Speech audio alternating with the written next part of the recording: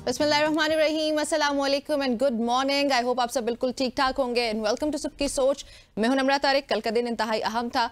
इद्दत में निकाह केस की समाअत हुई, फैसला एक्सपेक्ट कर रहे थे हम और फैसला आ भी चुका है, बल्कि बानी पीटीआई और बुशरा बीबी की सजा मुअत्तली की अपीलें मुस्तरद कर दी गई। अच्छा, इसके साथ ही अहम पेशरफ्त सामने आ रही है पाकिस्तान तहरीक इंसाफ से। गुज़िश्ता एक हफ्ते से हम लोग अपने प्रोग्राम में भी बार बार पाकिस्तान तहरीक इंसाफ के रहनुमाओं से जब बात कर रहे थे, हमारा सवाल यही था कि आपकी पार्टी के अंदर क्या चल रहा है। खबरें सामने आ रही हैं कि 2 ग्रुप्स बन चुके हैं। कुछ खबरों के मुताबिक 27 अफराद जो हैं उन पर मुश्तमिल एक ग्रुप है, कुछ खबरों के मुताबिक 21 अफराद पे मुश्तमिल एक ग्रुप है। बहरहाल वो अलहदगी का इंदिया दे चुके थे पहले भी। शहरयार आफरीदी की जानिब से जब इस्तीफे की बात सामने आई, उसके बाद शानदाना गुलजार साहिबा वो बड़ा खुल के असम्बली में सामने आई और उन्होंने कहा कि बल्कि उन्होंने ये भी कहा कि कुछ सियासी मशकूक अफराद हमारी कोर कमेटी सियासी कमेटी में मौजूद हैं। उसके बाद शेर अफजल मरवत बड़े कूद के मैदान में आए और उन्होंने कहा कि हम भी इस्तीफ़ा देंगे, उसके अलावा कोई चारा नहीं बचता। अब कल उन्होंने एक और इम्पॉर्टेंट बात कर दी। उन्होंने शिबली फराज का जिक्र किया और शिबली फराज के जिक्र में उन्होंने कहा कि जब तक वो भी इस्तीफ़ा नहीं देते, उमर अयूब के इस्तीफे के बाद उन्होंने ये कहा कि जब तक शिबली फराज भी इस्तीफ़ा नहीं दे देते, तब तक इस पार्टी को ये जो लोग हैं इनके चुंगल से नहीं छुड़ाया जा सकता। उमर अयूब सेक्रेटरी जनरल पाकिस्तान तहरीक इंसाफ के इस्तीफ़ा दे चुके हैं। रात को कल 10:30 के करीब उन्होंने ये अपना इस्तीफ़ा जो लेटर है वो इमरान खान के नाम लिखा और उन्होंने अपना इस्तीफ़ा जो है वो ऑफिशियली सबमिट करवा दिया है। तारीख इस पे बहरहाल 22 जून की लिखी है, यानी कि आज 28 या 29 है if I am not wrong. तो एक हफ्ता पहले से आप कह सकते हैं कि ये तैयारी हो रही थी, ये बातचीत थी। सो ही वाज आई थिंक वो ये एक्सपेक्ट कर रहे थे कि उनको ये करना पड़ेगा and he delayed it. May be वो देखना चाह रहे थे कि क्या सूरत है और इवेंचुअली या फाइनली उनको जाके ये इस्तीफा देना पड़ा। एनी हाउ, अभी ये सब भी हम प्रोग्राम में डिस्कस करेंगे। उसके बाद जी वर्ल्ड कप के हवाले से भी हम आज कुछ बात करेंगे। जनूबी अफ्रीका अफगानिस्तान को 9 विकेटों से हराकर पहली मर्तबा T20 वर्ल्ड कप के फाइनल में पहुंच गया और उसके साथ ही दिफाई चैंपियन इंग्लैंड को शिकस्त देकर भारत T20 वर्ल्ड कप के फाइनल में पहुंच चुका है। का मैच होने जा रहा है, ये फाइनल जो होगा उसके लिए हम सब एक्साइटेड हैं। एक तरफ भारत है और दूसरी तरफ साउथ अफ्रीका है अनबीटन। देखते हैं कि क्या होता है, इस पर भी डिस्कस करेंगे प्रोग्राम में आगे बढ़ के। उसके बाद जी पंजाब की अगर बात की जाए, गुज़श्ता 24 घंटों में कम से कम 19 अफराद जान बहक हुए, जबकि 1116 ट्रैफिक हादसात में 1224 अफराद जख्मी हुए। टैक्सों की भरमार, ये वैसे रोड सेफ्टी से मुतालिक सेगमेंट होगा हमारा, जिसमें हम देखेंगे कि इतना बड़ा नंबर है एक्सीडेंट्स वगैरह का, ये क्यों है। उसके बाद हम कुछ बात करेंगे आगे बढ़ते हुए टैक्सेस के हवाले से कि टैक्सेस की भरमार है और इस पर हुकूमती रुकन FBR हुकाम पर इस पर बरस पड़ी। क्या कब्र पर भी टैक्स लगाया जा रहा है? अनुशा रहमान ने यह सवाल पूछा है और वाकई हम भी इस सवाल का जवाब ढूंढने की कोशिश करेंगे। टैक्सेस वैसे लग भी चुके हैं। और फिर आखिर में हम बात करेंगे जी ख्वाबों की ताबीर के हवाले से। आप सब लोग भी हमें कॉल कर सकते हैं, आपकी जो ख्वाब हैं, जो आप जिनकी ताबीर जानना चाहते हैं, ख्वाबों की ताबीर पूछें और ख्वाबों की हकीकत को जानेंगे हम अपने लास्ट सेगमेंट में। अच्छा, पॉलिटिकल क्या है, पॉलिटिकल सिनेरियो क्या है, ये जानने के लिए इस वक्त हमें ज्वाइन किया है जी जहांगीर जदून ने। उनसे जानते हैं कि कानूनी एतबार से जो कल फैसला आया है वो दुरुस्त है या नहीं। जहांगीर साहब अस्सलाम वालेकुम। जी जी वालेकुम सलाम। ये जो कल फैसला सामने आया है, आप ये फैसला एक्सपेक्ट कर रहे थे? नहीं, देखिए फैसला तो एक्सपेक्ट करने की बात नहीं है कि फैसला इन्होंने जो अनाउंसमेंट थी पहले एक जज के पास थी, तो उन्होंने इस केस को फाइनलाइज कर लिया था, क्योंकि ये अपील देखनी होती है बेसिकली कि ट्रायल कोर्ट ने कोई एरर की है या जो सजा दी है वो एविडेंस बेस्ड है या नहीं है। तो आपको पता है कि लास्ट डेट में अनाउंसमेंट होनी थी और फौरन ही जिस दिन इनको पता चल गया कि अनाउंसमेंट होनी है केस की, तो उन्होंने जाके खावर मनिका के जरिए उस पर अदम एतमाद करा दिया कोर्ट में। तो कोर्ट ने फिर कहा जी आप हम तो नहीं इसमें, हालांकि उस जज साहब को जो प्रिजाइडिंग ऑफिसर थे अनाउंसमेंट कर देनी चाहिए थी, जो भी वो फैसला कर चुके थे। तो गालिब गुमान यही है कि फैसला PTI के हक में था, इसलिए उन्होंने जाके एतराज किया, फिर केस ट्रांसफर हो गया। तो अभी इन्होंने रीजन ये लिखी है कि ये एक तो सजा जो है वो शॉर्ट टर्म नहीं, यानी कि 2-3 साल नहीं है, वो दूसरा फाइनल अपील जो है वो बहुत जल्दी डिसाइड होने वाली है। तो इस वजह से उन्होंने ये समझा है कि हम इसकी अभी सजा जो है मुअत्तल नहीं करते। अच्छा, तो इसको देखें फाइनल अपील की वजह से आप ये कह सकते हैं कि इसी ग्राउंड पे तो मतलब उसकी तारीख 12 जुलाई है। 12 जुलाई लास्ट जी 12 जुलाई उसमें जो हाई कोर्ट ने डायरेक्शन दी है, तो फाइनल अपील क्योंकि फाइनल अपील का डिसीजन बहुत करीब है, इस वजह से उन्होंने इसका सहारा लेके तो जो कल की सजा थी वो 12 जुलाई को तहरीक इंसाफ एक्सपेक्ट कर सकती है कोई अच्छा फैसला उनके हक में आना?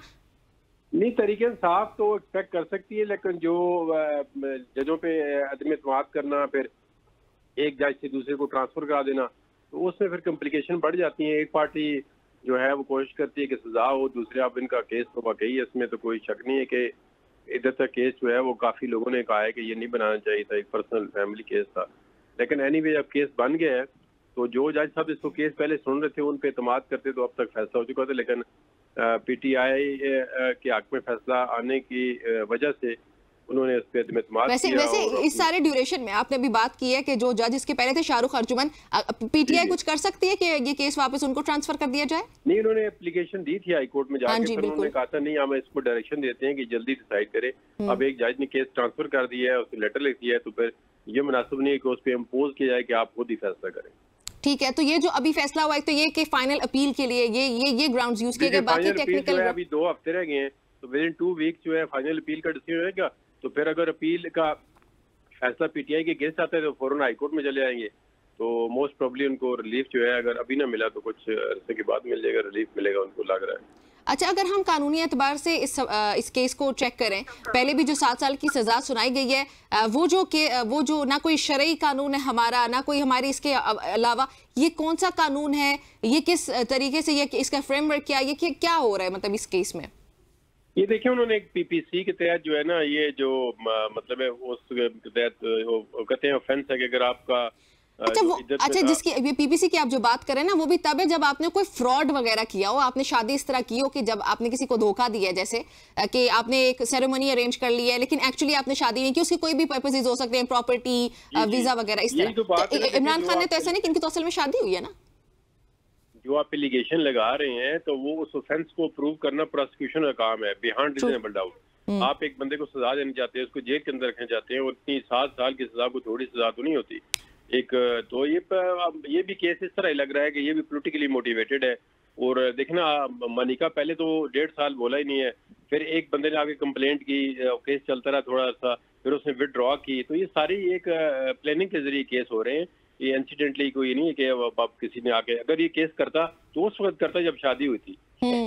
बिल्कुल, इतने साल बाद जाके याद है। अच्छा, जहांगीर साहब हमें साथ ही ज्वाइन किया, हाफिज एहसान साहब ने, वो भी माहिर कानून है, उनसे उनकी राय जानते हैं। ये बताइएगा कि हम लोग अभी डिस्कस कर रहे थे, जहांगीर ने बताया कि पीपीसी के मुताबिक ये केस की सजा हुई थी, और जिसपे मैंने ये कहा कि ये तो तब होता है ना जब आपने कोई फ्रॉड किया हो, वो जो कानून है वो भी तब ही लागू होगा। आपने कोई सेरेमनी कर ली है लेकिन असल में आपने शादी नहीं की है और उसका मकसद कोई और है, ये उस केस में लागू होता है। इस केस में, इद्दत केस में, ये लॉ भी एप्लीकेबल होता दिखाई नहीं देता अपेरेंटली। आपकी क्या राय है? बिस्मिल्लाहिर्रहमानिर्रहीम। निम्रा, ये तो मेरिट की बात है कि केस है या नहीं है, या केस बनता है या नहीं है। एक कंप्लेंट आ गई है और ये एक इसके अंदर क्लैरिटी आनी चाहिए कि ये स्टेट केस नहीं है। स्टेट केस सब होता है कि जब पुलिस को एफआईआर पुलिस स्टेशन के अंदर रजिस्टर्ड करे, या किसी भी स्पेशल जो आपके लॉज है उनके नीचे एफआईआर को रजिस्टर्ड किया जाए और उसके बाद जो है वो केस आगे चले, तो वो एक स्टेट केस होता है और उसके अंदर एक प्रोसिक्यूशन का सिस्टम होता है। ये एक कंप्लेंट केस है कि जो फॉर्मर हस्बैंड ने एक कंप्लेंट फाइल की, जो कंसर्न्ड आपके इस्लामाबाद के अंदर कोर्ट है, मैजिस्ट्रेट कोर्ट के अंदर, और उसने उसका कॉग्निजेंस लेके उसके ऊपर 2 चार्ज फ्रेम किए। एक 496 का फ्रेम किया और एक 496A का फ्रेम किया उसके अंदर, और मामला जब ऊपर गया और वहां पे जाके 496 अच्छा एहसान साहब, अगर क्विकली 496 और 496A को हल्का सा हमारे नाज़रीन के लिए हल्का से मुराद है, थोड़ा सा आसान अल्फाज में कुछ अगर एक्सप्लेन भी कर दें साथ। 496 जो है वो ये है कि अगर कोई शख्स जो है किसी के साथ शादी करता है और उसके अंदर को फ्रॉडुलेंट वाली एक्सरसाइज की जाती है, तो उसके अंदर जो है वो आपको सजा दी जाती है, और वो सजा जो है उसकी है 7 साल। और दूसरा जो है 496A जो है वो उससे ज्यादा एक हीनियस ऑफेंस है कि जिसके अंदर ये है कि इसी की एक कंटिन्यूएशन है, और उस कंटिन्यूएशन के अंदर ये है कि आप किसी चीज को इंसाइट करते हैं और उसको टेक अवे करते हैं या डिटेन करते हैं, और उसके बाद जो है इलिसिट इंटरकोर्स या कुछ तरह की एक्सरसाइज जो है जो लॉ की लैंग्वेज है उसके मुताबिक करते हैं, तो उसके लिए जो है वो सजा जो है उसको 7 साल से ज्यादा किया जा सकता है। लेकिन जो केस इस लेवल का नहीं था, ये इस तरह जबकि कंटेंट नहीं थी, तो लिहाजा 496A जो था उसको डिलीट कर दिया गया और 496 के अंदर आया। अब यहाँ के ऊपर जब जज साहब ने इस केस को ट्राई किया और ट्राई करने के बाद आपके सामने ही था सारा कि एक प्रोसेस को हेस्ट के अंदर रखा गया, ड्यू प्रोसेस ऑफ लॉ को फॉलो नहीं किया गया, और उसके बाद ये है कि 3 फरवरी को एक जजमेंट आई। जब 3 फरवरी को एक जजमेंट आ गई तो उसके बाद उसको अपील के अंदर चैलेंज कर लिया गया और साथ सस्पेंशन ऑफ सेंटेंस भी अप्लाई की गई। अब यहाँ के ऊपर ये था कि सस्पेंशन ऑफ सेंटेंस को जो है उसका फैसला नहीं करवाया गया और मेन अपील जो लग गई और उसके अंदर पहले जजमेंट 23 मई को रिजर्व हुई और फिर 29 मई को, और जिस दिन इसने अनाउंस होना था उस दिन जज साहब वहां से चले गए और उन्होंने कहा कि जी मैं इसको नहीं सुनता, चूंकि जो कंप्लेनेंट है उसने मेरे ऊपर ट्रस्ट नहीं किया, और मामला हाई कोर्ट, और हाई कोर्ट ने जब ये कहा कि इसको 30 दिन के अंदर फैसला करें और 15 दिन के अंदर सस्पेंशन, तो मैं समझता हूं कि ये वो एक पॉइंट है कि जिसके अंदर पीटीआई की लीगल स्ट्रैटेजी के अंदर एक फ्लॉ आया है, या एक उन्होंने उसको असर्ट करने की कोशिश की है, क्योंकि 426 की निमरा बड़ी वाज़ेह प्रोविजंस है और वो ये है कि वो एक स्ट्रक्चर्ड डिस्क्रिप्शन है, उसके पास जज का भी इख्तियार नहीं है कि वो अपनी एक्सरसाइज जुरिडिक्शन करे, और जनरली जो सस्पेंशन ऑफ सेंटेंस उस वक्त आती है कि जब आपका केस नियर फ्यूचर के अंदर लग ना रहा हो, और 3 जो कंडीशंस हैं वो बड़ी वाज़ेह हैं। एक ये है कि आपको सजा 3 साल तक हुई हो या 3 साल से कम हुई हो और आपका केस 6 माह के अंदर ना लगे, तो आपको जो है वो राइट ऑफ आपका एज ए राइट हो जाता है कि आपकी सजा जो है सस्पेंड कर दी जाए। इसी तरह अगर आपकी सजा 3 से 7 साल के अंदर आए तो फिर उसके अंदर आपकी अपील 1 साल के अंदर न लगे तो आपकी सजा या जो भी एक्यूज है उसकी सजा को सस्पेंड कर दिया जाता है। और तीसरी कैटेगरी है 7 साल से ऊपर के अंदर और आपकी अपील 2 साल के अंदर एपलेट कोर्ट के अंदर न लगे, वो आपकी सेशन कोर्ट भी हो सकती है, वो आपकी हाई कोर्ट भी हो सकती है, तो उसके अंदर एज अ राइट जो है आपको बेल ग्रांट की जाती है।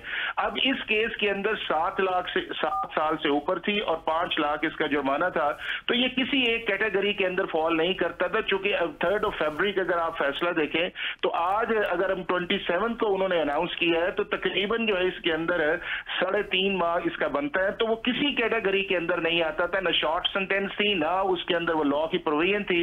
अब इनके लिए बेहतर ये था कि बजाय जज साहब से इसका फैसला करवाते, अपील के अंदर इनका बहुत अच्छा केस है और वहां पे कहते कि जी आप हमारी मेन अपील सुने, और पाकिस्तान के किसी भी लॉयर से अगर आप बात करेंगे जो क्रिमिनल सिस्टम के अंदर या जस्टिस के अंदर प्रैक्टिस करता है, तो वो कभी भी ये एडवाइज नहीं करेगा कि आपकी 3 दिन के बाद हाई कोर्ट की डायरेक्शन के ऊपर 2 जुलाई को जो है वो आपका मेन अपील लगी हुई है और आप सस्पेंशन ऑफ सेंटेंस जो है उसके ऊपर आर्ग्यू कर रहे हैं। तो जिस तरह एक होता है इन्फ्लुएंस जो है अगेंस्ट ड्रॉ होता है किसी भी जजमेंट का, अगर कोई जज दे चाहे वो कंप्लेनेंट के खिलाफ दे या चाहे वो एक्यूज के खिलाफ दे, तो उसका इफेक्ट मेन अपील के ऊपर जाता है। तो इस केस के अंदर अब टेंटेटिव असेसमेंट जो 426 की उन्होंने दी है उसके अंदर कोई ऐसी फाइंडिंग नहीं है, सिर्फ उन्होंने उन प्रोविजंस को कोट किया है कि इस प्रोविजंस के अंदर इनका केस फॉल नहीं करता। अब मैं 2 तारीख को देखूंगा और अगर 2 तारीख को अगर ये मेरिट पे जाके इस पे बात करते हैं और वो जो सारे कंप्लेनेंट साइड के लूप होल्स हैं या इसके अंदर जो उसके अंदर डेंट डाल सकते हैं कि जी 6 साल के बाद उसने कंप्लेंट क्या डेंट पड़ सकते हैं, ये जहांगीर साहब सारी अच्छी चीजें हैं जो अपील केस के अंदर, लेकिन निमरा एक चीज बड़ी इंपॉर्टेंट है, वो ये है कि जिस तरह जुडिशरी को या जज को क्रिटिसाइज करना कि उसने पता नहीं क्या फैसला दे दिया है और बड़े इंटरफेरेंस, ये तो पॉलिटिकल चीजें आ जाती है ना हाफिज साहब, ये तो चले देखते हैं। साथ ही पॉलिटिकल नहीं है निमरा, ये पॉलिटिकल नहीं है, ये पाकिस्तान का जस्टिस सिस्टम है। हमने इसको जो किया हुआ है कि हमारे हक में फैसला आए तो अदालत भी ठीक है, जज भी ठीक है। जी आपका पॉइंट आ गया हाफिज साहब, आपका पॉइंट आ गया। जहांगीर भी जी हाफिज साहब माजरत के साथ आपका पॉइंट आ चुका है। जहांगीर भी हमारे साथ मौजूद है। जहांगीर, शाहरुख अर्जुमन ने फैसला महफूज करने के बाद जो है वो ट्रांसफर किया था, अब 12 जुलाई तक की तारीख है पाकिस्तान तहरीक इंसाफ के पास। क्या पाकिस्तान तहरीक इंसाफ पहले ही वैसे ये केस बड़ा वीक है अगर हम इसको कानूनी एतबार से देखें, तो क्या पाकिस्तान तहरीक इंसाफ इस पॉइंट के साथ खेल सकती है? नहीं, खेलने की बात तो नहीं है। अभी देखें ना, योग इसके अंदर लूप होल हैं या जो वीकनेस है केस की, वो उसी पे मेरिट पे ही बात करेंगे, इसमें खेलने की बात तो नहीं है। तो अगर मतलब उस पॉइंट को यूज कर सकती है, that is what I am trying to say actually. Of course ये वो यूज करेंगे ना। आप जो है जो प्रोसिक्यूशन के केस की वीकनेस है उनके पास वो उनका डिफेंस बन जाता है कि जी इसके अंदर ये जो इतनी वीकनेस है तो किस तरह आप सजा दे सकते हैं। मतलब तहरीक इंसाफ के पास ये पॉइंट आ सकता है ना कि ये बहुत गलत प्रेसिडेंट, ऐसे तो कभी भी कोई भी किसी केस में उठ के कह सकता है मुझे इस जज पे एतबार नहीं है, तो जज जो है वो फैसला महफूज करने के बाद उसको ये प्रेसिडेंट पे बात कर सकती है तहरीक इंसाफ। दोनों तरफ से होता है कि जब भी किसी भी पोलिटिकल पार्टी का या पोलिटिकल लीडर का केस होता है वो समझते हैं हमारे खिलाफ आएगा, तो वो दूसरी साइड जो है वो तो नो कॉन्फिडेंस कर रही थी। आपने देखा है कि चीफ जस्टिस जो है इस्लामाबाद हाई कोर्ट के, उनके बारे में क्या कहा गया, सुप्रीम कोर्ट के चीफ जस्टिस के बारे में, जजों के बारे में क्या कहा जाता है। इससे किसी पार्टी को एक्सेप्शन हासिल नहीं है। तमाम पार्टियां जितनी भी शामिल हैं इसमें, वो लोग जिनके केस सियासी होते हैं, वो ट्रायल होते हैं, वो सोशल मीडिया के जरिए, दूसरे मीडिया के जरिए, जब भी वो समझते हैं कि हमारे खिलाफ कोई केस आ रहा है, हालांकि उनके पास ऑप्शन होते हैं। अब इनके पास भी देखें ऑप्शन है, इनको कितने रिलीफ मिल चुके हैं हाई कोर्ट से, बड़ा क्विक रिलीफ मिल रहा है पीटीआई को तमाम कोर्टों से। लेकिन इसके बावजूद अगर ये जरा सा समझते हैं कि हमारे खिलाफ केस आएगा, तो ये फौरन सोशल मीडिया पे और ऐसी की तैसी फेर देते हैं, जजेस की भी और पूरे सिस्टम की। इस तरह नहीं चलना चाहिए। चलें आप पे झूठा केस बना दिया या गलत बना दिया, पाकिस्तान के अंदर जितने लोग जेलों में पड़े हुए हैं हजारों लाखों के हिसाब से, क्या इन पे सब ये जायज और सही केस बने हुए हैं? आप एक FIR पाकिस्तान के अंदर क्रिमिनल जस्टिस सिस्टम के अंदर उठा ले, उस FIR के अंदर 60% झूठ होता है, 40% FIR ठीक होती है। ये बेस है FIR की। कोई भी बंदा क्रिमिनल सिस्टम के अंदर FIR कराता है तो मेनली ये होता है कि वो 100% सच पे बेस नहीं होती, क्योंकि यहाँ पे मिर्च मसाला लगाना, थोड़ी चीज को बढ़ा के बयान करना, ये इस सिस्टम का हिस्सा है और लोग इसको एक्सेप्ट करते हैं। लोग कहते हैं जी सजा, केस लटका रहे 4-5 साल, बंदा कोर्ट के अंदर मौजूद हो, सुबह इस गर्मी के अंदर 8 बजे आए, शायद 2 बजे या 3 बजे फारग हो चला जाए, तो ये सबसे बड़ी सजा होती है। तो इसके बाद अगर वो कंप्रोमाइज होता है या बरी हो जाता है, तो इस पे ना ही कोई कंपनसेशन होती है। एक बंदा जेल के अंदर 2-2, 4-4 सजा साल काट के बाहर आता है, बरी होता है, तो क्या कंपनसेशन है? कुछ भी नहीं है। उसकी तो सारी लाइफ तबाह होती है, उसकी फैमिली की, उसकी। इस तरह हमने देखा है कि ये सजाएं इवन मर्डर ट्रायल के अंदर होती है, बाद में कहते हैं जी अब बरी हो गया बंदा, 10 के बाद बरी कर देते हैं। तो क्रिमिनल सिस्टम के अंदर वीकनेस बहुत ज्यादा है। तो पोलिटिकली लोगों को चाहिए कि कोर्टों के जो कोर्ट होती है उन पर एतमाद करें और अपने फैसले जो है जब मेरिट पे आते हैं तो उनको एक्सेप्ट करें। आगे उनके पास फोरम मौजूद है, सुप्रीम कोर्ट मौजूद है, उनके केसेस चल रहे हैं, हाई कोर्ट के अंदर भी चलते हैं। सारे जज उनके केस को touch stone of the fair trial जो परखते हैं। तो रिलीफ जो है, जिस तरह मैं समझता हूँ कि पीटीआई को मिल रहा है, इस तरह शायद ही किसी पार्टी के अगेंस्ट अगर इतने केस होते तो उनको रिलीफ मिलता। तो इनको खासा रिलीफ मिल रहा है और मेरिट पर रिलीफ मिलना चाहिए। हम उसके अगेंस्ट नहीं है कि रिलीफ नहीं मिलना चाहिए। अगर आपका केस कमजोर है, प्रोसिक्यूशन केस बनाती है या कोई कंप्लेंट फाइल करता है, अगर उसका केस बदनीति में मबनी है, तो जो डिफेंस होता है या अक्यूज होता है उसको मेरिट पर रिलीफ मिलना चाहिए। बिल्कुल ऐसे ही। अच्छा एहसान साहब, पूरी दुनिया को फिलहाल नजर आ रहा है कि ये पॉलिटिकली मोटिवेटेड केस है, क्योंकि जब भी हम इसकी टेक्निकलिटीज पर आते हैं, इसके मेरिट पर आते हैं, और वो तमाम माहिर कानून बशमूल आप सबके यही पॉइंट हमारे सामने आता है कि ये पॉलिटिकली मोटिवेटेड केस ही है। कोई स्ट्रॉन्ग ग्राउंड इसके नहीं है, जिसकी वजह से शायद इस्लाम का भी बड़ा मजाक उड़ता है कि एक औरत की अपनी गवाही काफी होती है। ये हमारे जो मुफ्ती वगैरह वो ये कहते हैं, एनी हाउस बुश्रा बीबी जो भी कहती हैं। लेकिन ये सारी चीजें सामने रखते हुए अभी पाकिस्तान तहरीक इंसाफ आपको क्या करती हुई दिखाई देती है पॉलिटिकली, क्योंकि ये केस है ही पॉलिटिकल? देखिए, आप सिर्फ एक एंगल से उसको देख और आप उसको ड्रैग कर रही हैं इस मामले के अंदर कि ये पॉलिटिकल है। भाई अगर पॉलिटिकल आ गया है तो उस पॉलिटिकल का आपने रिजॉल्व भी तो करना है ना, और उसका एक लीगल रिजॉल्व है। और वो लीगल रिजॉल्व ये है कि अगर आपके खिलाफ फैसला आया और आपकी गलत स्ट्रेटेजी की वजह से आया, आपको इसका फैसला इस वक्त नहीं लेना चाहिए था, आप मेन अपील पे जाते। आप देखें ना कि कल उन्होंने कमेंट किया कि हम इस केस को इस्लामाबाद हाई कोर्ट के अंदर इस ऑर्डर को चैलेंज करेंगे। और भाई ऑर्डर कब चैलेंज करेंगे? अगर आप 27 को हुआ है, 3 दिन के अंदर वो हाई कोर्ट के अंदर जाएगा, 2 को वहां पे दोबारा केस फिक्स हो जाएगा इस जज साहब के पास, तो किस तरह मुमकिन है कि हाई कोर्ट उधर से अपील चल रही है और उधर से फैसला दिया जाए? तो मेरा ख्याल है कि ज्यादा ऑप्टिक्स की बात है। और दूसरा मैं अब इसके अंदर एक और चीज ये है कि अगर आपने सिर्फ सस्पेंशन ऑफ सेंटेंस के ऊपर उस जज को या उस अदालत को या उस सिस्टम को इतना डिस्क्रेडिट किया है, तो पता नहीं है वो जज साहब 2 तारीख को इस केस को सुनते भी हैं कि नहीं सुनते हैं, कि आपने सारे सिस्टम को इस स्टेज पे डाल दिया है। और दूसरा जो इसके अंदर मैं समझता इंपॉर्टेंट ये है कि अगर आज फैसला इनकी गलती की वजह से, इनकी टेक्निकल गलती की वजह से इनके खिलाफ आया है और वो मेरिट में नहीं आया, सिर्फ एक लॉ का उन्होंने पॉइंट किया, बिल्कुल ठीक है जज साहब ने उस पॉइंट को किया है। कभी भी इस तरह नहीं होता कि 3 दिन के बाद आपका मेन अपील लगे और आप उससे पहले सस्पेंशन ऑफ सेंटेंस करवाएं। ना ये बेल मैटर्स के अंदर आता है, ना सस्पेंशन के अंदर आता है। और फिर आपका जब सेक्शन 426 जो है उसको लेजिस्लेटर ने कंस्ट्रक्टेड डिस्क्रिप्शन के अंदर कर दिया हो।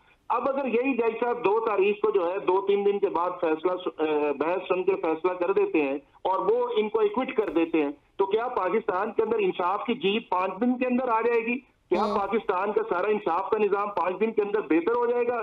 क्या पॉलिटिकल इंटरफेरेंस जिस पे आप भी बात कर रही हैं और बड़ी बात की जा रही है और जुडिशियल इंटरफेरेंस वो 5 दिन के अंदर खत्म हो जाएगी? फिर क्या उसके अंदर जो है, जो ऊपर से कहा जाता है कि जी लेफ्ट राइट से जज पे प्रेशर आता है, वो सारे के सारे खत्म हो जाएंगे? तो मेरा ये ख्याल है कि ये वतीरा जो है निम्रा हमारे सिस्टम के लिए मुनासिब नहीं है। हाँ, जब आप पॉलिटिकल पार्टीज को ज्वाइन करते हैं या पॉलिटिकल लीडर्स आते हैं और आप कन्फ्रंटेशन के मोड के अंदर होते हैं तो उसकी एक पॉलिटिकल प्राइस होती है, और वो पॉलिटिकल प्राइस पाकिस्तान की सारी पॉलिटिकल पार्टीज ने पे की है, चाहे पीपल्स पार्टी है, चाहे PMLN है, और अब ये इसके अंदर आए हैं। और अगर आए हैं तो फिर इसको उसी के मुताबिक इस सिस्टम के अंदर रहते हुए करें, और जिस सिस्टम को ये डिस्क्रेडिट कर रहे थे उसी सिस्टम ने इनको रिलीफ दी है। अब आप देखें कि chief justice Islamabad high court के ऊपर क्या क्या सोशल मीडिया पे नहीं कहा गया, क्या नहीं क्या उन्हें रिजाइन कर दें, chief justice of Pakistan resign कर दें, और वही चीफ जस्टिस अब जो भी केस इनका जा रहा है वो मेरिट पे फैसला कर रहे हैं, कानून के मुताबिक कर रहे हैं।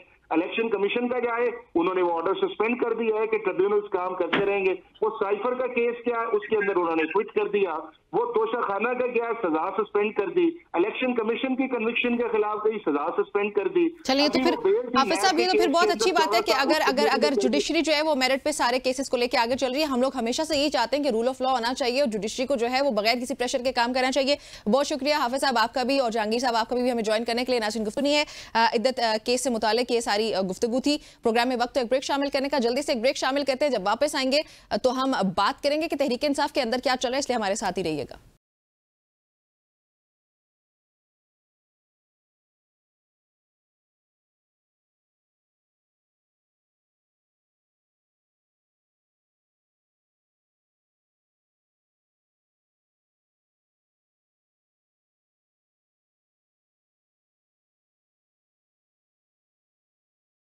वेलकम बैक जी, एक बार फिर से आपको खुशामदीद कहते हैं। अभी हम रुख करेंगे जी पंजाब का, पर्टिकुलरली लाहौर की अगर हम बात करें या पंजाब की बात करें।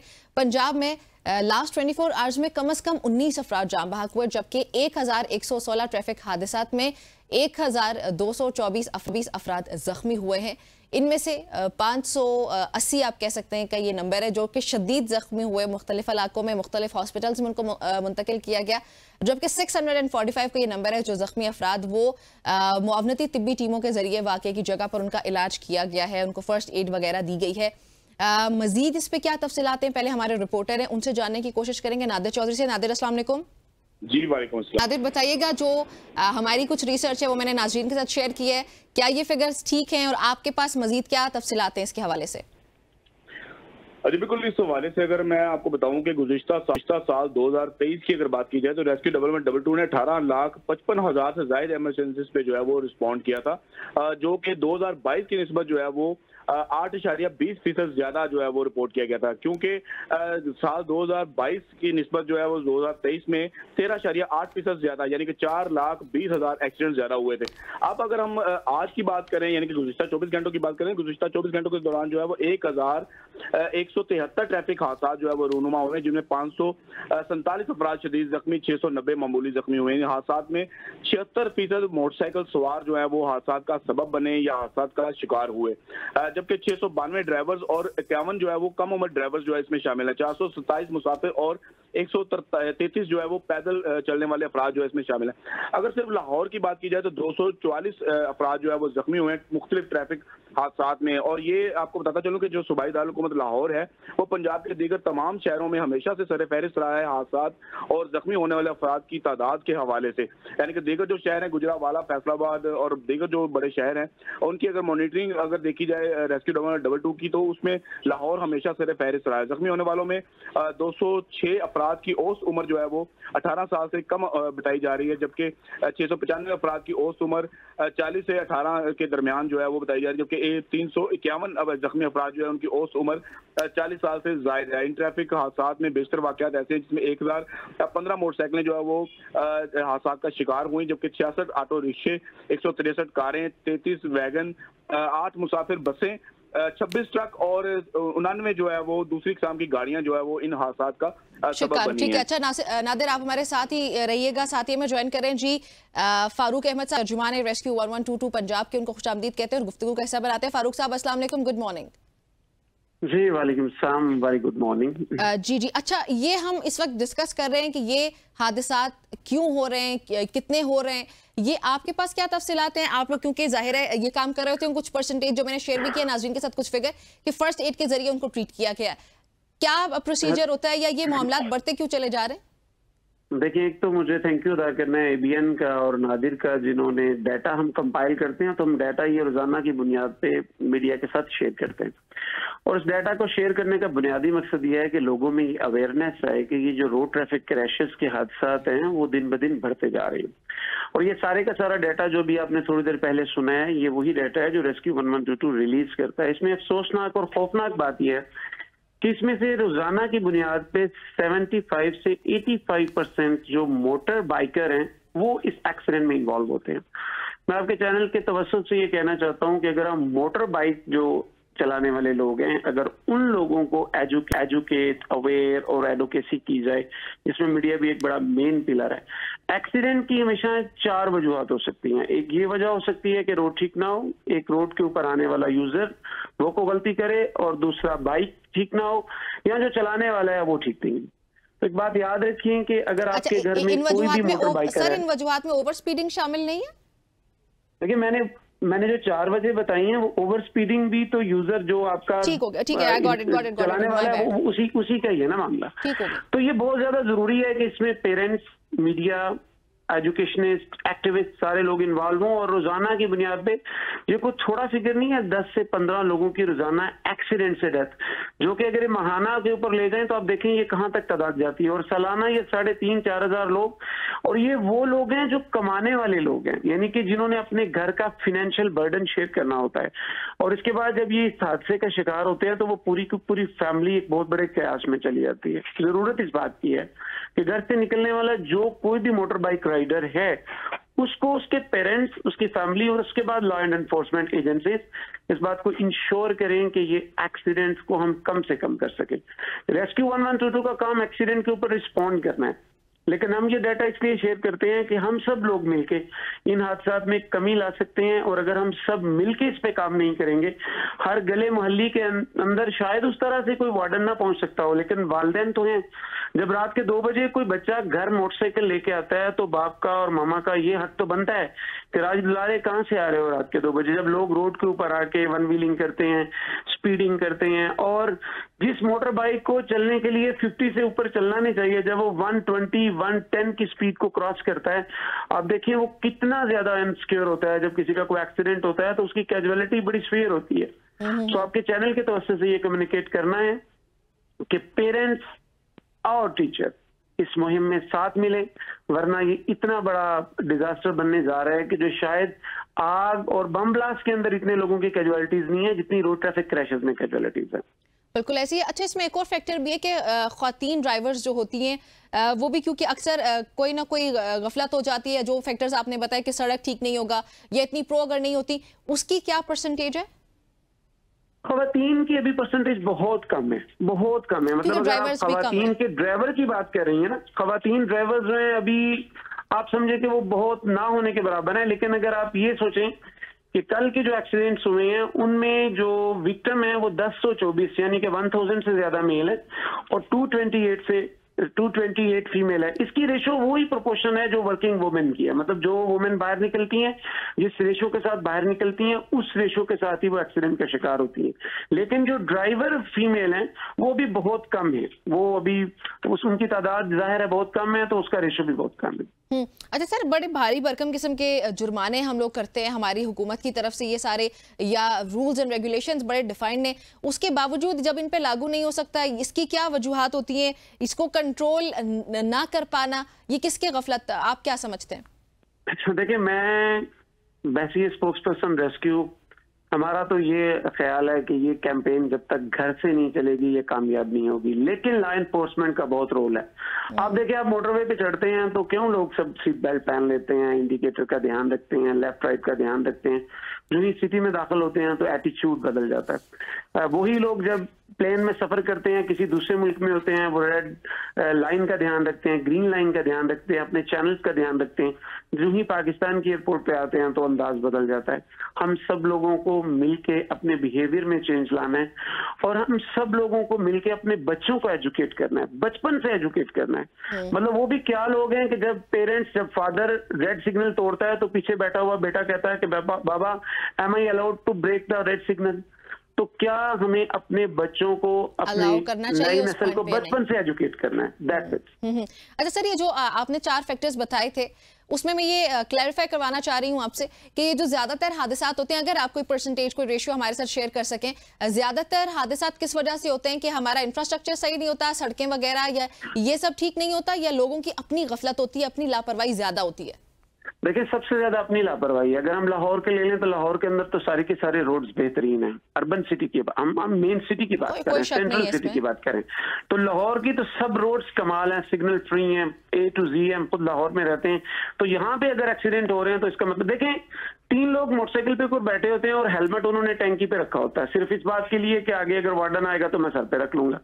एक बंदा मोटरसाइकिल चला रहा है, पीछे बच्चा बैठा हुआ, हेलमेट आपकी जिंदगी बचाने के लिए है, चालान से बचाने के लिए नहीं है।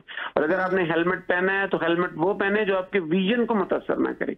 ये जो हेलमेट बिल्कुल बाकायदा पैक कर देते हैं आपको, और आपकी, देखिए अल्लाह ने हमें हिस्से दिए ना, आई साइट दी है, हमें ईयर दी है, तो ये सुनने के लिए दिए हैं और आपका आई साइट ब्रॉड करने के लिए। अगर आप ऐसे हेलमेट पहन लें जो आपको इतना पैक कर दें और फिर आपने बैक मिरर ना लगाए हो, मुझे ये बताएं कि अगर आप पैक हेलमेट पहन लें और आपने मोटरसाइकिल के ऊपर बैक मिरर नहीं लगाया हुआ तो आपको लेफ्ट या राइट लेन का कैसे पता चलेगा? आप मुड़ के देखेंगे, जो ही आप स्लाइडली मुड़ेंगे आप एक्सीडेंट का शिकार हो जाएंगे।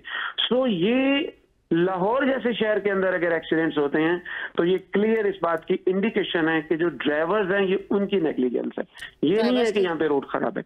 तो मोटरसाइकिल के ऊपर, टैंकी के ऊपर रखा हुआ हेलमेट इस बात की जमानत नहीं है कि आप जब नीचे गिरेंगे तो आपको चोट नहीं लगेगी। और मैं आपको एक और बात बताऊं कि जो मोटरसाइकिल के पीछे शख्स बैठा होता है, यहाँ को हमारी बहन बेटी या माँ बैठी होती है, एक्सीडेंट होता है तो वो ज्यादा मुतासर होती है। She was not mentally prepare कि I am going to be a part of any accident, या तो उसको जो चोटें लगती हैं ना वो उस ड्राइवर से ज्यादा शदीद लगती हैं और कैजुअलिटी बड़ी सीवियर होती है। सो जो सर नीचे लगता है तो सड़क ये नहीं पूछती कि क्या आप मोटर बाइक चला रहे थे या पीछे बैठे थे। सर जब लगता है तो दोनों का इकट्ठा लगता है। तो मोटरसाइकिल के ऊपर 2 लोगों से ज्यादा नहीं बैठे, टैंकी के ऊपर कभी अपने बच्चे को ना बैठाएं। मोटरसाइकिल एक बंदे के लिए बना है, और अगर आप 2 बैठ भी गए हैं तो दोनों लोग हेलमेट पहने, और उस मोटरसाइकिल के ऊपर 6 लोग सवार तो ना करें। 2 टैंकी के ऊपर, एक मामा की गोदी में, एक मामा और बाबा के दरमियान में जब मोटरसाइकिल इस तरह ट्रेवल करेगा तो मुझे बताएं फिर कैजुअलिटीज तो मोटरसाइकिल की बढ़ेंगी ना। बिल्कुल ऐसे ही आपने बहुत अच्छे तरीके से उसको एक्सप्लेन किया। बहुत शुक्रिया आपका फारूक साहब हमें ज्वाइन करने के लिए। नादिर आपका बहुत शुक्रिया।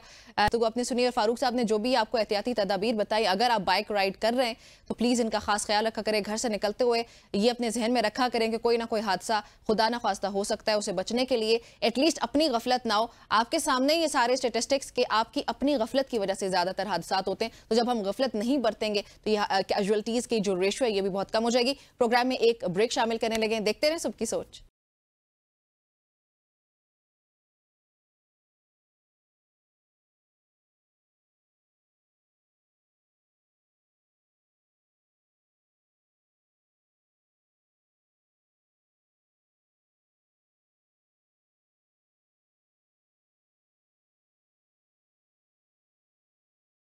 Welcome back. जी, करप्शन का रास्ता रोकने के लिए हुकूमत को सबसे पहले एफपीआर की रीस्ट्रक्चरिंग करनी चाहिए।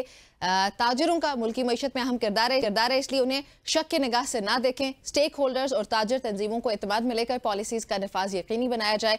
ये सब कुछ कहना जी ऑल पाकिस्तान अंजुमन ताजिरान का।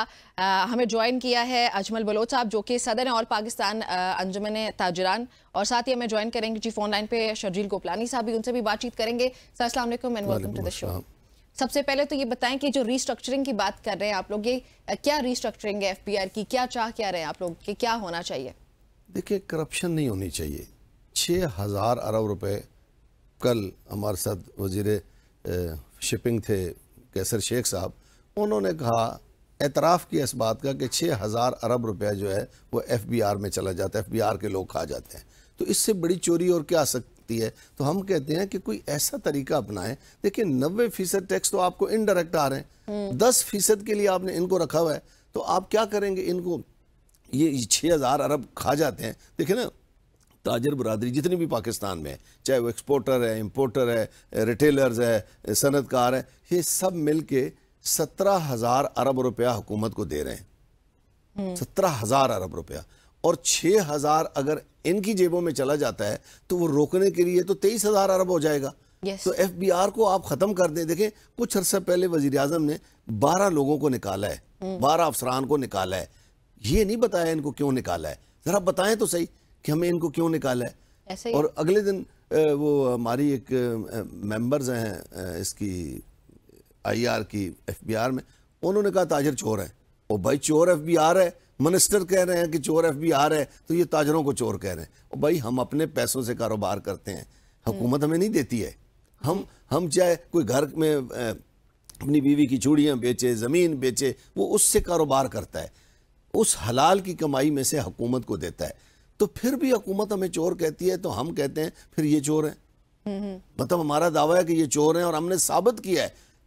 देखिए इससे बड़ी एविडेंस मौजूदा हुकूमत के वजीर अगर कह रहे हैं कि 6,000 अरब रुपए ये खा जाते हैं, तो इससे बड़ी और चोरी क्या हो सकती है, इससे बड़ी और करप्शन क्या हो सकती है। तो खुदा के लिए 10% टैक्स लेने के लिए आप इनको ख़त्म करें।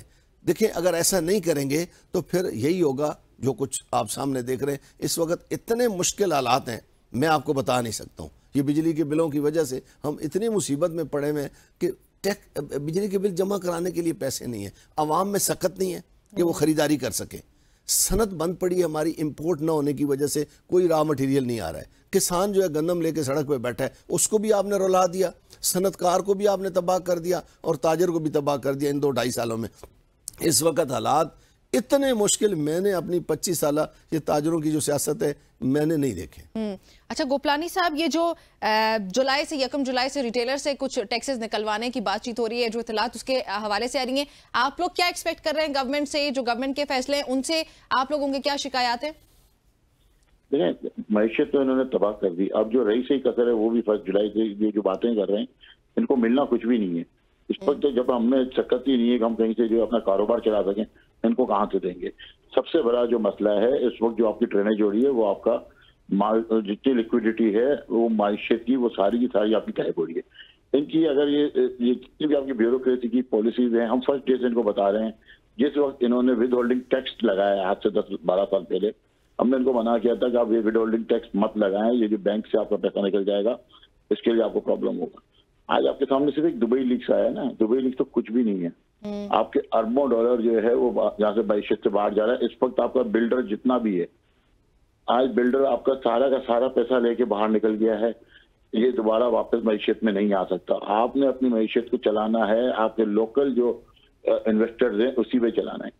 क्या टैक्स क्यों लिया जाता है? सबसे बड़ी बात तो ये है ना कि भाई आप हमें आम आवाम को हमें क्या फैसिलिटी दे रहे हैं। अच्छा आप हमें मिसालें देते हैं कि भाई इंडिया में इतने लोग टैक्स पेयर फाइलर्स हैं, या नेपाल में इतने टैक्स फाइलर्स हैं, या बांग्लादेश में इतने फाइलर्स हैं। तो आप उनको ये देखें कि उनका जो कैपिटल है वो कैपिटल उनका पर्सनल नहीं है, उनके जो है बैंक का कैपिटल जो है उनके बिजनेस के अंदर इन्वॉल्व है। पाकिस्तान के लिए सबसे जो अच्छी बात यह है कि पाकिस्तान में जो कैपिटल बिजनेसमैन का है उसका अपना कैपिटल है। और ये बात मैं नहीं कह रहा हूँ, जब सीपेक आपका बन रहा था मिस्टर बाउजोंग से साथ जब मेरी मीटिंग हुई तो उनसे जब हमारी बातचीत हुई तो उन्होंने बोला मैं पहली मैशियत देख रहा हूँ जो कैपिटल जो है अवाम का अपना है।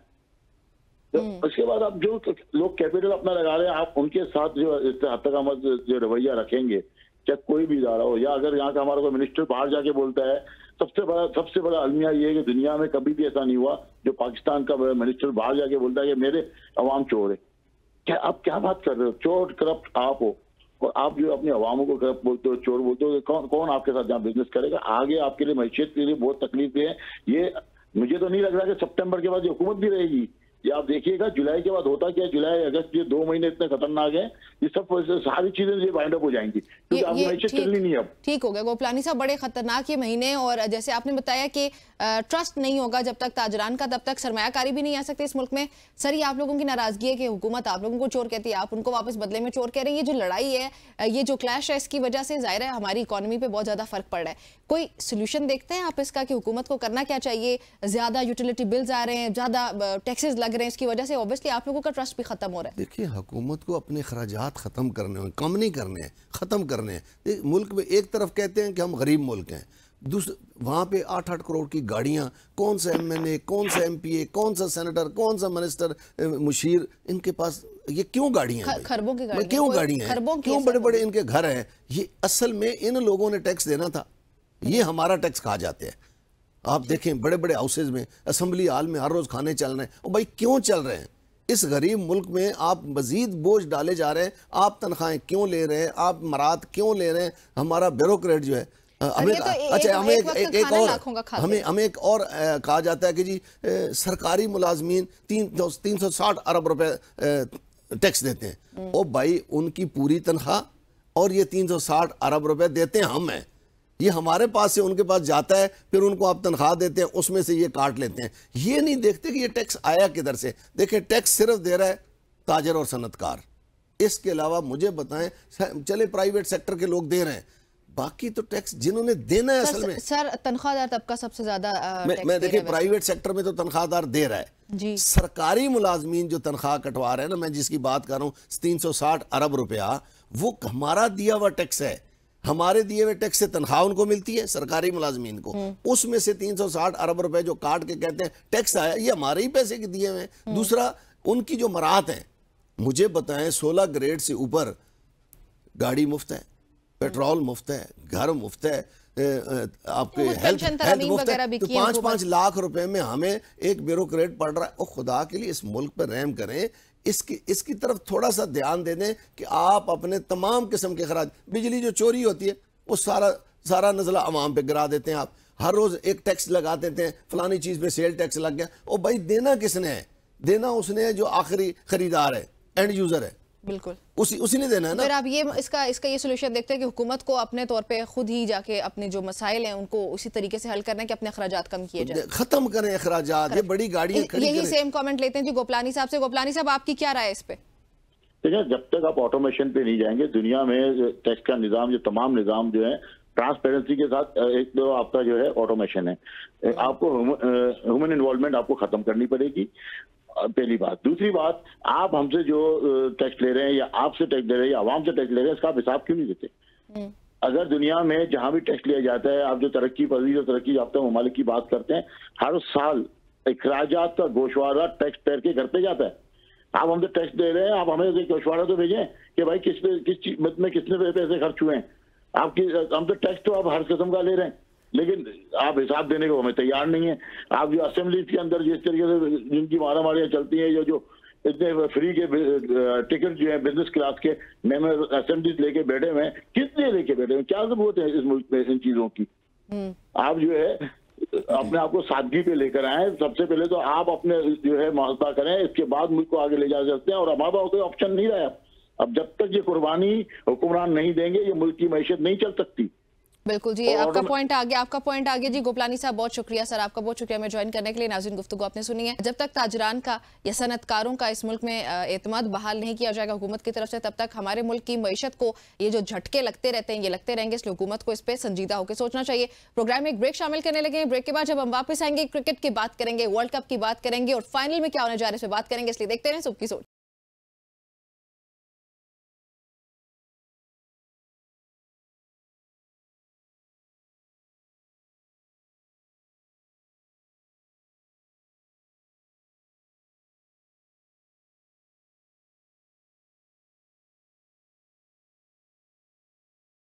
वेलकम बैक जी, एक बार फिर से आपको खुशामदीद कहते हैं सुबह की सोच में।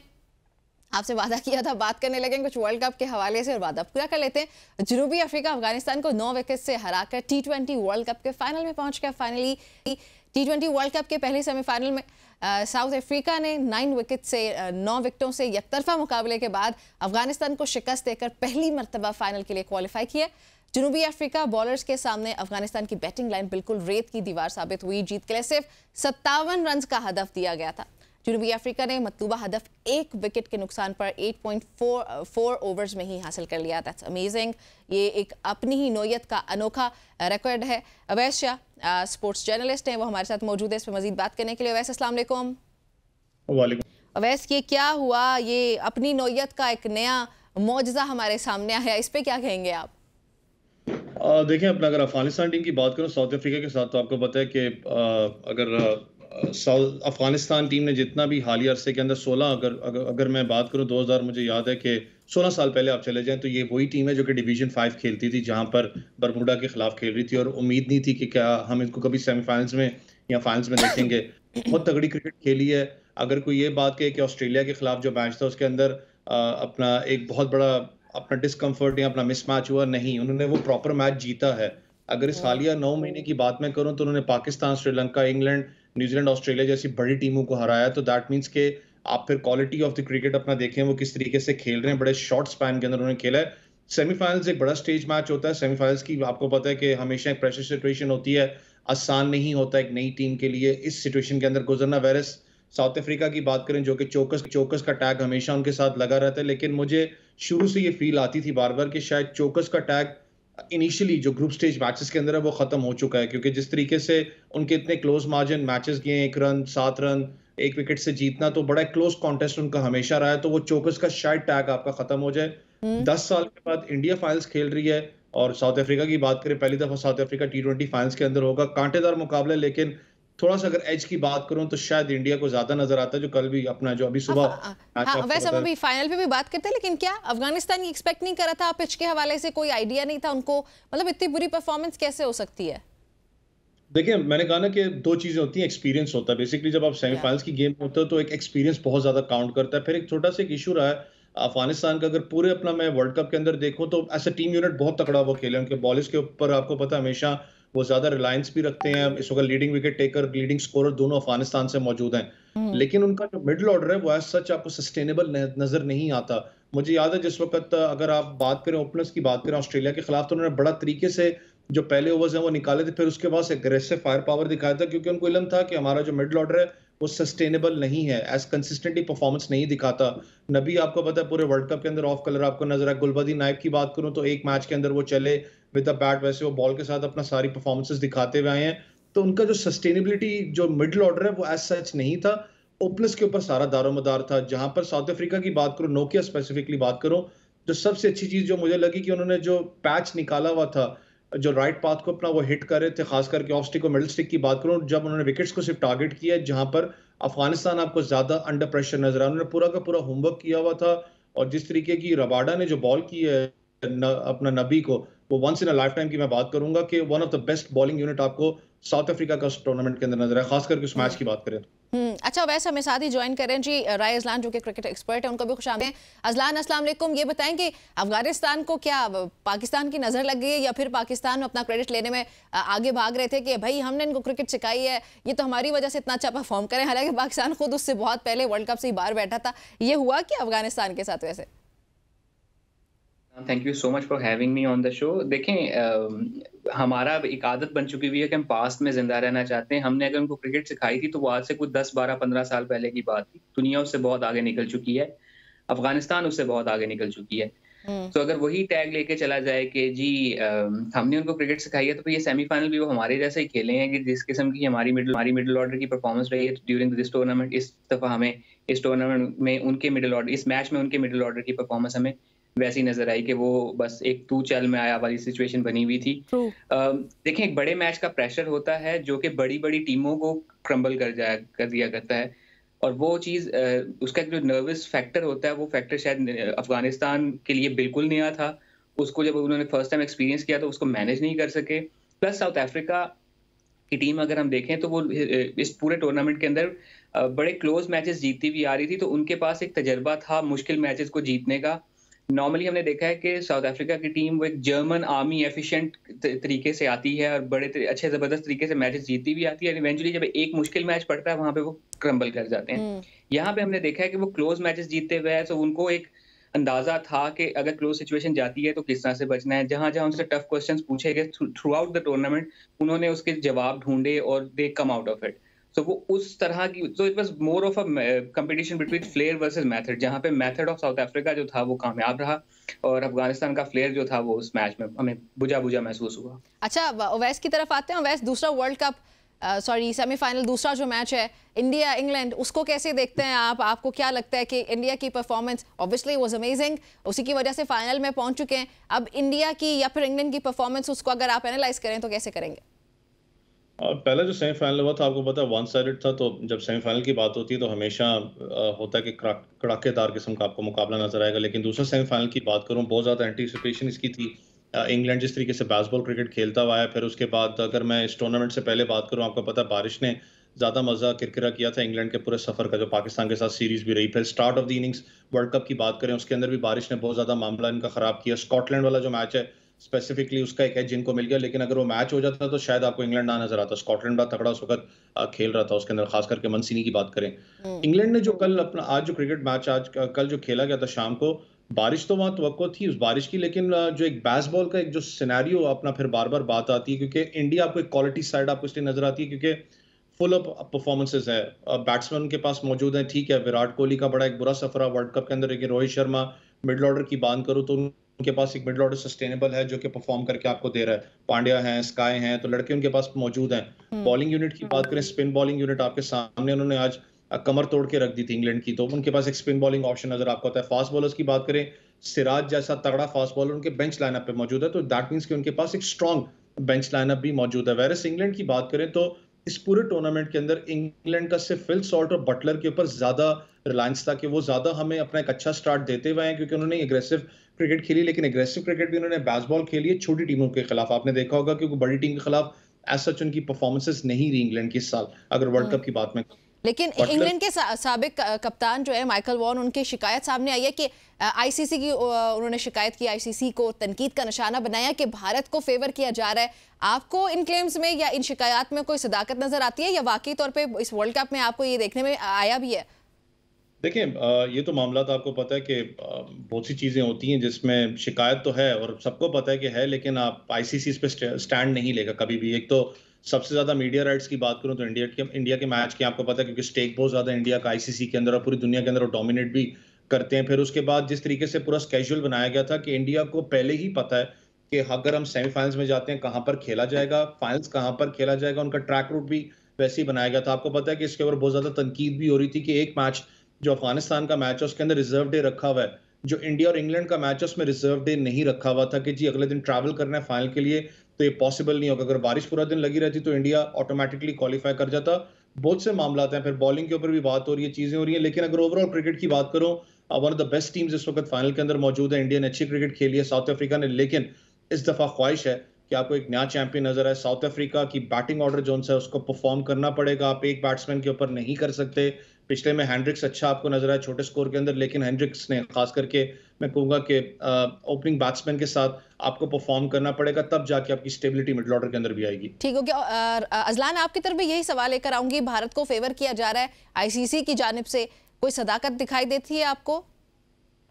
देखें, या तो होता कि इंडिया की टीम अच्छा परफॉर्म करती भी ना आ रही होती तो फिर हमें ये इस तरह की चीज़ों में ज़रा ज़्यादा सदाकत वाला एलिमेंट महसूस होता है। देखें, वो प्रिडोमिनेंटली बड़ा अच्छा खेलते हुए आ रहे हैं, हिस्टोरिकली बड़ा अच्छा खेलते हुए आ रहे हैं।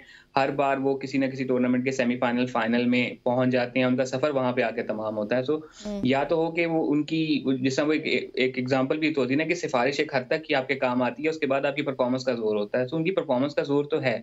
हाँ, कुछ चीज़ें ऐसी हैं जो मामलात में को थोड़ा सा मर्की बना देती हैं, जैसे कि रिजर्व डे का ना रखा जाना, बट उसकी आर्ग्यूमेंट ये है कि चूंकि उन्होंने ट्रैवल करना था। हम ये भी देखें कि ये किसी एक मुल्क में टूर्नामेंट नहीं हो रहा, वेस्ट इंडीज़ कोई एक मुल्क नहीं है, it's a combination of different ममालिक और जज़ायर। सो आपने एक जजीरे से उठ के दूसरे जजीरे में ट्रैवल करने जाना था, वो एक आर्ग्यूमेंट था। बाकी रही बात वो जो हम ये देखें कि उनकी गेम प्लानिंग कितनी अच्छी थी कि रोहित शर्मा से जब सवाल हुआ था कि आप 4 स्पिनर्स लेके वर्ल्ड कप पे क्यों जा रहे हैं, तो कल के मैच में हमें नजर आया कि वो 4 स्पिनर्स लेके क्यों आए थे। कल का शायद वो मैच था जिसके लिए उन्होंने अपनी टीम में 4 स्पिनर्स रखे हुए थे कि जो विकेट थी वो दिल्ली और चेन्नई की तरह स्क्वायर टर्न कर रही थी, और वहां पे उन्होंने 2 फास्ट बॉलर्स और 3 स्पिनर्स के साथ उस मैच को खेला और 103 पे इंग्लैंड को ढेर करके रख दिया। इंग्लैंड की टीम ने जब जब पुश करने की कोशिश की वहां पे उनके स्पिनर्स ने जो है उनको ना सिर्फ रोका बल्कि उनकी विकेट्स भी लिए। तो इंडिया की ओवरऑल प्लानिंग बहुत अच्छी रही इस टूर्नामेंट में, and I think it's good thing कि फाइनल में 2 ऐसी टीमें पहुंची जो अब तक इस टूर्नामेंट में कोई मैच नहीं हारी हैं। बिल्कुल। अच्छा अवैस, कल वहाब रियाज की जानिब से कहा जा रहा है कि हमारी टीम जो है वो मुत्तहिद होकर नहीं खेली, इसलिए हम ये वर्ल्ड कप जो है उसमें इतना बुरा परफॉर्म किया है, ये वजह है। मतलब थैंक यू सर, ये पता ही नहीं था किसी को, बिग डिस्कवरी, बिग इन्फॉर्मेशन, ये किसी को भी नहीं पता था कि हमारी टीम में यूनिटी नहीं है इसलिए हम मैचेस हारे। मतलब it is so foolish of him कि इस पॉइंट पे आके वो सिर्फ इस तरह की स्टेटमेंट्स रिलीज कर रहे हैं। भाई सबको पता है कि क्यों टीम में यूनिटी ना होने की वजह से हमारी टीम हारी है। यहाँ पे सवाल ये पैदा होता है कि क्यों नहीं है यूनिटी, उसको आंसर क्यों नहीं किया उन्होंने। देखिए आपको पता है 2-2.5 साल तो नहीं कहूँगा, काफी टाइम में कह गया हूँ, काफी जो अनकरीबी अपना जो मामलात होते रहे पाकिस्तान क्रिकेट बोर्ड के अंदर, जहाँ पर चेयरमैन भी चेंज हुआ, कप्तान भी चेंज हुआ। मैं लिटरली उस हक में नहीं था जिस वक्त बाबर आजम को कप्तानी से उतार के शाहीन शाह अफरीदी को लाया गया था कप्तानी पर। फिर मैं उस तरीके से भी गलत आपने काम किया कि शाहीन को उतार के फिर आप बाबर आजम को वापस कप्तानी पे लेके आए। इंसान है, 1000 चीजें दिमाग में आती हैं कि इसने कॉन्स्पिरेंसी तो नहीं की, उसने तो नहीं की कि मुझे उठाया ये किया। बहुत ज्यादा आपको पता है पाकिस्तान क्रिकेट बोर्ड के अंदर मामला चलते हुए हैं। दूसरा, अगर मैं पाकिस्तान क्रिकेट की ऑल ओवर बात करूं, जब आप अकाउंटेबिलिटी की बात करते हैं, चेयरमैन साहब ने बहुत अच्छा एक्चुअली एक्शन लिया हुआ है कि अकाउंटेबल करेंगे, लेकिन अकाउंटेबिलिटी आपने करनी है, खाली वर्डिंग्स में नहीं रहना, आपने अकाउंटेबल लेना है जितने मामला हैं। जब हम बात करते हैं ना वर्ल्ड कप की बात करते हैं, वर्ल्ड कप स्क्वाड इस वक्त अकाउंटेबल तो है, जो उनके साथ कोचिंग स्टाफ है, जो मैनेजमेंट स्टाफ है, वो सारे अकाउंटेबल है। लेकिन जब हम बात करते हैं ओवरऑल की बात करूं तो फिर आप डोमेस्टिक क्रिकेट से स्टार्ट करते हैं, जहां पर आपके प्लेयर्स इस वक्त करंटली खेल रहे हैं, डोमेस्टिक परफॉर्मर्स हैं, 4 डे के परफॉर्मर्स हैं। आपके लड़के जो टॉप परफॉर्मर है, जो इस वक्त पाकिस्तान शाहीन्स के भी काफी लड़के इस वक्त पाकिस्तान शाहीन्स के हिस्सा भी नहीं है, वो सब के सब जो कोचेज हैं, जो उस वक्त अपना डोमेस्टिक को जो सारे मामला देख रहे हैं, मैनेजमेंट के ऊपर बैठी है, वो सब आपके अकाउंटेबल है। यहाँ तक इंटरनेशनल जो आपका कैलेंडर बनाता है वो भी अकाउंटेबल है कि वर्ल्ड कप आप खेलने जा रहे हो, जब आपको पता है कि आपकी टीम ने वहां पर डिफरेंट कंडीशंस है, यूएस कंडीशंस को इतना किसी को नहीं पता, आपने वार्म अप मैचेस से ज्यादा तरजीह दी कि आपने इंग्लैंड जाके सीरीज खेले जो कि आपकी वॉश आउट हो चुकी, उसके पहले आपने आयरलैंड जाके सीरीज खेली है। पाकिस्तान ने सबसे ज्यादा सीरीज खेली है वर्ल्ड कप में जाने से पहले, अच्छी चीज है, लेकिन आप कंडीशंस को भी देखते हो कि आपकी टीम ने वहां जाके परफॉर्म कर रहे हैं। इंडिया ने वायरस उसी, क्योंकि ग्रुप में था हमारे, उसी से पहले वहां पर एक मैच भी खेल चुका था वो, उसके साथ साथ आयरलैंड के खिलाफ, उससे पहले इंडिया वहां पर 2 प्रैक्टिस मैचेस भी खेल चुका था, एक एज उनको ये भी हासिल हो चुका था। अकाउंटेबिलिटी की जब बात होती है, मैंने कहा कि सब के सब अकाउंटेबल है यहाँ पर, चाहे वो डोमेस्टिक क्रिकेट हो, चाहे पाकिस्तान शाहीन्स हो, और सबसे बड़ी चीज पाकिस्तान की जो फ्रेंचाइजेज हैं, हमारी फ्रेंचाइजेज हैं, लेकिन सबसे बड़ा जो इशू नजर आपको आता है, आज भी आप सोशल मीडिया से उठा के देख लें कि जो लड़का परफॉर्म करता है ये हमारा प्रोडक्ट है, जो लड़का परफॉर्म नहीं करता उसको डिसओन कर देते हैं, उसको ओन तक नहीं करते ये लोग। ये जो सारे के सारे मामलात हैं, इसके ऊपर अकाउंटेबिलिटी बहुत जरूरी होगी चेयरमैन साहब की। ठीक हो गया। अच्छा अजलान, T20 वर्ल्ड कप का जो पहला सेमीफाइनल है उसमें बहुत सारे इंटरेस्टिंग किस्म के रिकॉर्ड्स भी बने, वो रिकॉर्ड्स अगर आप हमारे नाज़रीन के साथ शेयर करें प्लीज। देखिए एक तो बहुत शॉर्टर फॉर्मेट के अंदर वो जो है अपना मैच कंप्लीट हो गया। देन जिस तरीके से उनकी बॉलिंग यूनिट जो है बड़ी जबरदस्त तरीके से चली, जो तबरेज शम्सी का जो स्पेल था, लाइक 2 ओवर कंप्लीट भी नहीं किए और 6 रन देकर उन्होंने 3 आउट किए, so it was exceptional. But अगर हम ओवरऑल देखें तो साउथ अफ्रीका जो स्टैट्स हैं वो भी आपके तभी काम आते हैं जब आप मैच जीतते हो, वरना तो फिर वो रिकॉर्ड्स आपके जाती ट्रॉफी कैबिनेट तो भर देती है, लेकिन आपकी जो नेशनल ट्रॉफी कैबिनेट होती है वो खाली होती है। तो south Africa good on them कि वो मतलब इनफरादी रिकॉर्ड्स के साथ साथ एक इज्तिमाई रिकॉर्ड की तरफ भी गए कि फर्स्ट टाइम वो किसी वर्ल्ड कप का फाइनल खेलने जा रहे हैं। It's going to be first time कि वो अगर जीतते हैं तो 98 के बाद पहली मरतबा को आईसीसी ट्रॉफी जीतते हैं। सो आई एम वेरी होपफुल कि साउथ अफ्रीका और इंडिया के माबैन हमें जो मैच देखने को मिलेगा वो आपका अजलान पॉइंट लेके अवैस के पास जाते हैं। मैं अपनी नॉलेज के लिए पूछना चाह रही हूँ अवैस, ऐसा मतलब क्यों है कि इतनी बड़ी टीम पहली मर्तबा जा रही है फाइनल्स में, इससे पहले कभी ये क्यों नहीं हुआ? टीम बहुत बड़ी है एक्चुअली। देखिए साउथ अफ्रीका का एक इशू रहा ना, मैंने कहा चोकर्स का जो टैग उसके अंदर अनफॉर्चुनेटली रहा है। एक चोकर्स का जब एक टैग आपके ऊपर लग जाए ना तो साइकोलॉजिकल बहुत ज्यादा वो प्रेशर बिल्ड करता है आप पे, हमेशा साइकोलॉजिकल जो उनसा वो इफेक्ट रहता है। टीम बहुत बड़ी है, बैट्समैन है, बॉलर्स उनके पास मौजूद है। सबसे अच्छी चीज जो इस वक्त अगर इस टेन्योर की बात करूं तो ग्राहम स्मिथ का होना साउथ अफ्रीकन क्रिकेट बोर्ड में है। जिस तरीके से वो साउथ अफ्रीका में आपको पता T20 लीग होती है, दुनिया के one of the best players वो वहां पर आके खेल रहे हैं, उनकी क्रिकेट भी ग्रूम हो रही है, आपको वो चीज़ नजर आ रही है। फिर चोकस का टैग मैंने कहा ना, मुझे एक अच्छा लगा कि इस दफ़ा इनिशियली बात करूं साउथ अफ्रीका के जो मुश्किल मैचेस थे, वो चाहे आसान टीम के खिलाफ हो चाहे तगड़ी टीम के खिलाफ हो, मुश्किल मैचेस निकले हैं। 1 रन 1 विकेट से जीतना, 10 रन से जीतना, इतना ज्यादा कोई लॉन्ग स्पेल आपने देखा नहीं है। साउथ अफ्रीका टीम, आपको याद हो जब इंडिया के अंदर वर्ल्ड कप हो रहा था तो टीम बहुत ही 400 टच करी थी, लोगों ने कहा भाई इससे तगड़ी साइड आपके पास नहीं होगी, फाइनली जीत जाएगी। लेकिन अगर मैं इस पूरे अगर वर्ल्ड कप की बात करूं तो क्लासा की बात करूं या दूसरे प्लेयर्स की बात करूं, हेंड्रिक्स की बात करूं, मैं आपको ऐसे स्टब्स की बात करूं, वो आपको ज्यादा स्ट्राइक रेट में नजर नहीं आ रही क्योंकि विकेट्स बहुत मुश्किल है यहाँ पर। इनिशियली आपको जो नया बॉल होगा उससे स्कोर आपका हो जाएगा, जैसे जैसे अपना पुराना बॉल होता जाएगा बॉल ज्यादा फंसता हुआ आपको नजर आता है। अफगानिस्तान मैच में भी आप देखें बॉल फंस रहा था, ऐसा पेस के साथ अपना कैरी बैट्समैन तक नहीं हो रहा था। तो ये चीज साउथ अफ्रीका की बात करूं, साउथ अफ्रीका है तगड़ी साइड है, अल्लाह करे चोकस का टैग निकल जाए, नया चैंपियन आपको नजर आए। लेकिन स्पिन बॉलिंग कॉम्बिनेशन जो इंडिया के पास इस वक्त है, कुलदीप यादव की अपना कमांड के अंदर, वो टफ होगा, आसान नहीं होगा। बारबाडोस में मैच है, स्पिनिंग ट्रैक है, दूसरी बारी जिसकी आएगी वो बैटिंग टीम जो सी लिटरली फंसेगी स्कोर करते हुए, आसान स्कोर नहीं होगा, आसान स्कोर नहीं होगा। वैसे हमारे पास टाइम खत्म हो चुका है, जल्दी से बताइएगा, who do you support? South Africa करना चाहूंगा जिस दफा साउथ अफ्रीका सदके के बकरे दिए, अल्लाह करे South. And do you see them winning as well? देखिए वही कह रहा हूं, जीतना चाहिए इस दफा, एक नई टीम है। Azlan, same question for you. देखिए I would always prefer a new winner, but मुझे पता नहीं क्यों एक फीलिंग आ रही है कि इंडिया के चांसेस विल। मुझे भी I do support south Africa, but I feel like कि इंडिया जो है वो वर्ल्ड कप जीत जाएगा। एनी हाउ देखते हैं कि कौन सी टीम जीतती है, हमारी सपोर्ट होगी इस बार। नया विनर हम देखना चाह रहे हैं साउथ अफ्रीका की शक्ल में। देखते हैं फिर क्या होता है। पाकिस्तान ना सही, अब साउथ अफ्रीका ही सही, लेकिन इंडिया की टीम भी बहुत अच्छी है और बहुत अच्छा खेल रहे हैं। सो जो भी होगा वो वेल डिजर्व्ड ही होगा। ऑब्वियसली एक ब्रेक शामिल करते हैं, उसके बाद आपकी मुलाकात करवाएंगे अहमद जानजेब साहब से।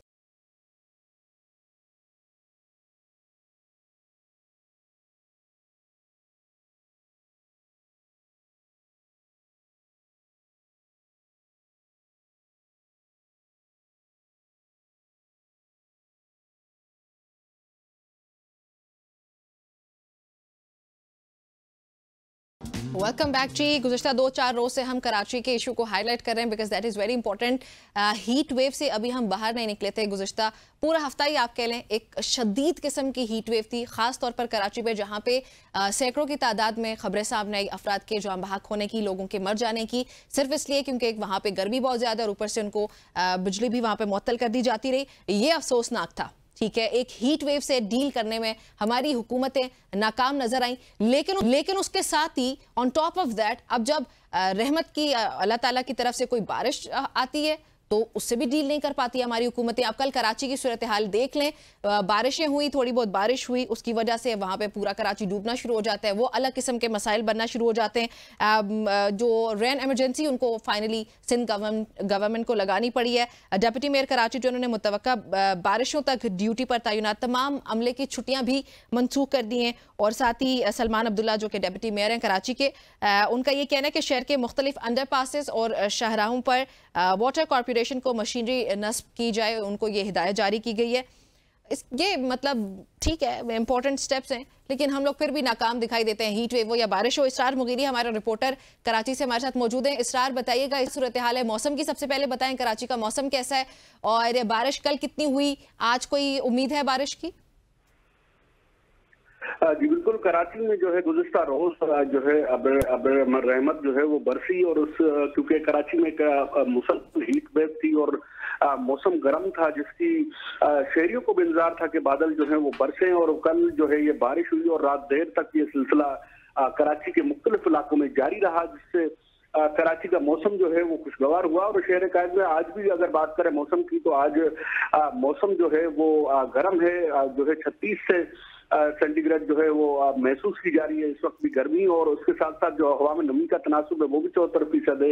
इसके साथ साथ आज जो गुज़िश्ता रोज के जो निस्बत आज दर्जे हरारत जो 37 से 38 सेंटीग्रेड तक जा सकता है। और इसके साथ कल जब बारिश हुई तो डिप्टी मेयर की जानिब से जो है रेन इमरजेंसी जो है वो नाफिज कर दी गई, ताकि जो है बारिश जो होने वाली बारिश है उससे निपटा जाए, और जो भी अमला है बल्दिया उज़्मा कराची की जानिब से रेन इमरजेंसी जो है वो नाफिज की गई। डिप्टी मेयर कराची ने मुतवक्का बारिशों तक जो है ड्यूटी तमाम की जो है वो छुट्टियां भी मंसूख की और शहर के मुख्तलिफ अंडरपासेस और शाहराहों पर वाटर कारपोरेशन की मशीनरी को नस्ब करने की हिदायत दी।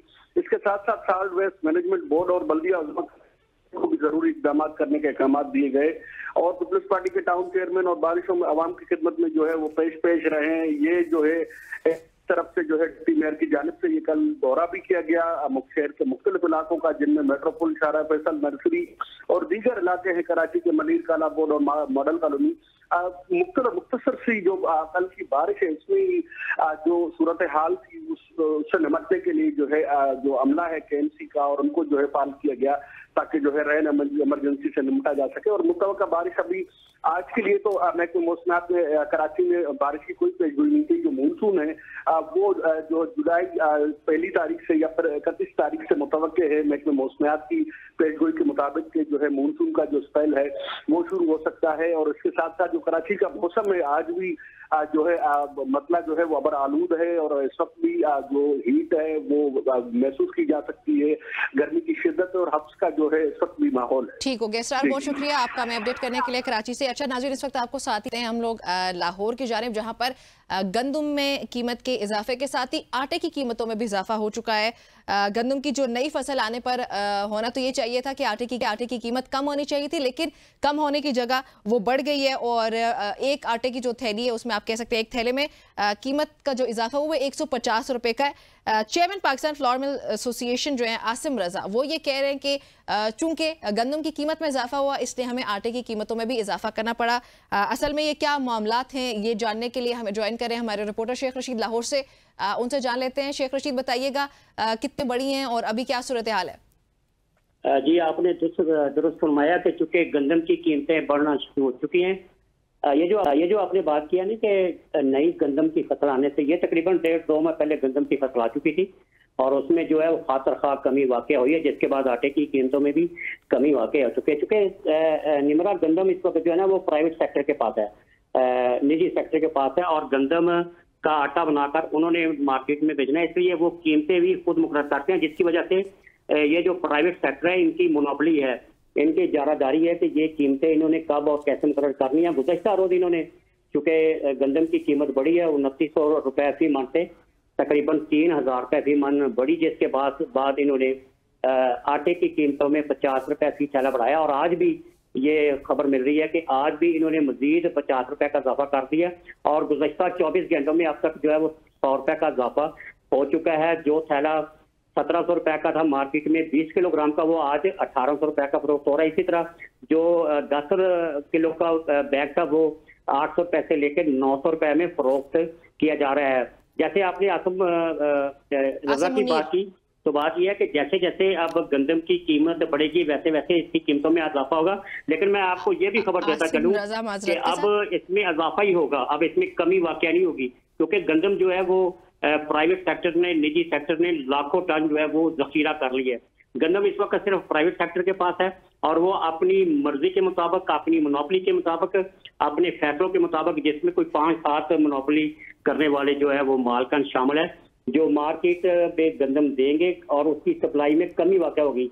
सप्लाई में कमी की वाक़या कुछ बुनियाद बनाकर ये आटे की कीमतों में इजाफा करेंगे। अच्छा शेख साहब, देख ये तो सीएम साहिबा की जानिब से जो उनके मतलब एक नैरेटिव बनाया जा रहा है कि उन्होंने 100 दिन के अंदर ये तमाम तर मसाइल हल कर दिए, गंदम की फराहमी से मुतालिक हो, चाहे वो आटे का बहरान हो, कुछ भी, वो सारे मसाइल उन्होंने हल कर दिए। अभी कहाँ पे पंजाब गवर्नमेंट 10 रुपये इजाफे से मुराद ये है कि आपको 20 किलो का जो थैला उसमें 150 से लेकर 200 के दरमियान का ये इजाफा हुआ है। तो कहाँ पे ये हुकूमत और ये फिर नारेबाजी क्यों चल रही होती है कि हमने तो मसाइल को हल कर दिया? नहीं, आप देखें ना कि आज वज़ीर खुराक बिलाल यासीन ने इसी हवाले से एक गंदम और आटे की कीमतों के हवाले से एक प्रेस कॉन्फ्रेंस मुकर्रर कर रखी थी, जिसके बाद उनको जब ये ब्रीफ किया गया कि ये चूंकि प्राइवेट सेक्टर की गंदम है, प्राइवेट सेक्टर ही इसके आटे की कीमतें मुकर्रर करेगा, इसमें आपका अमल दखल नहीं है, इसमें पंजाब हुकूमत या महकमा खुराक का अमल दखल नहीं है। जिस पर बिलाल यासीन ने अपनी जो प्रेस कॉन्फ्रेंस थी वो पोस्टपोन कर दी, मनसूख कर दी।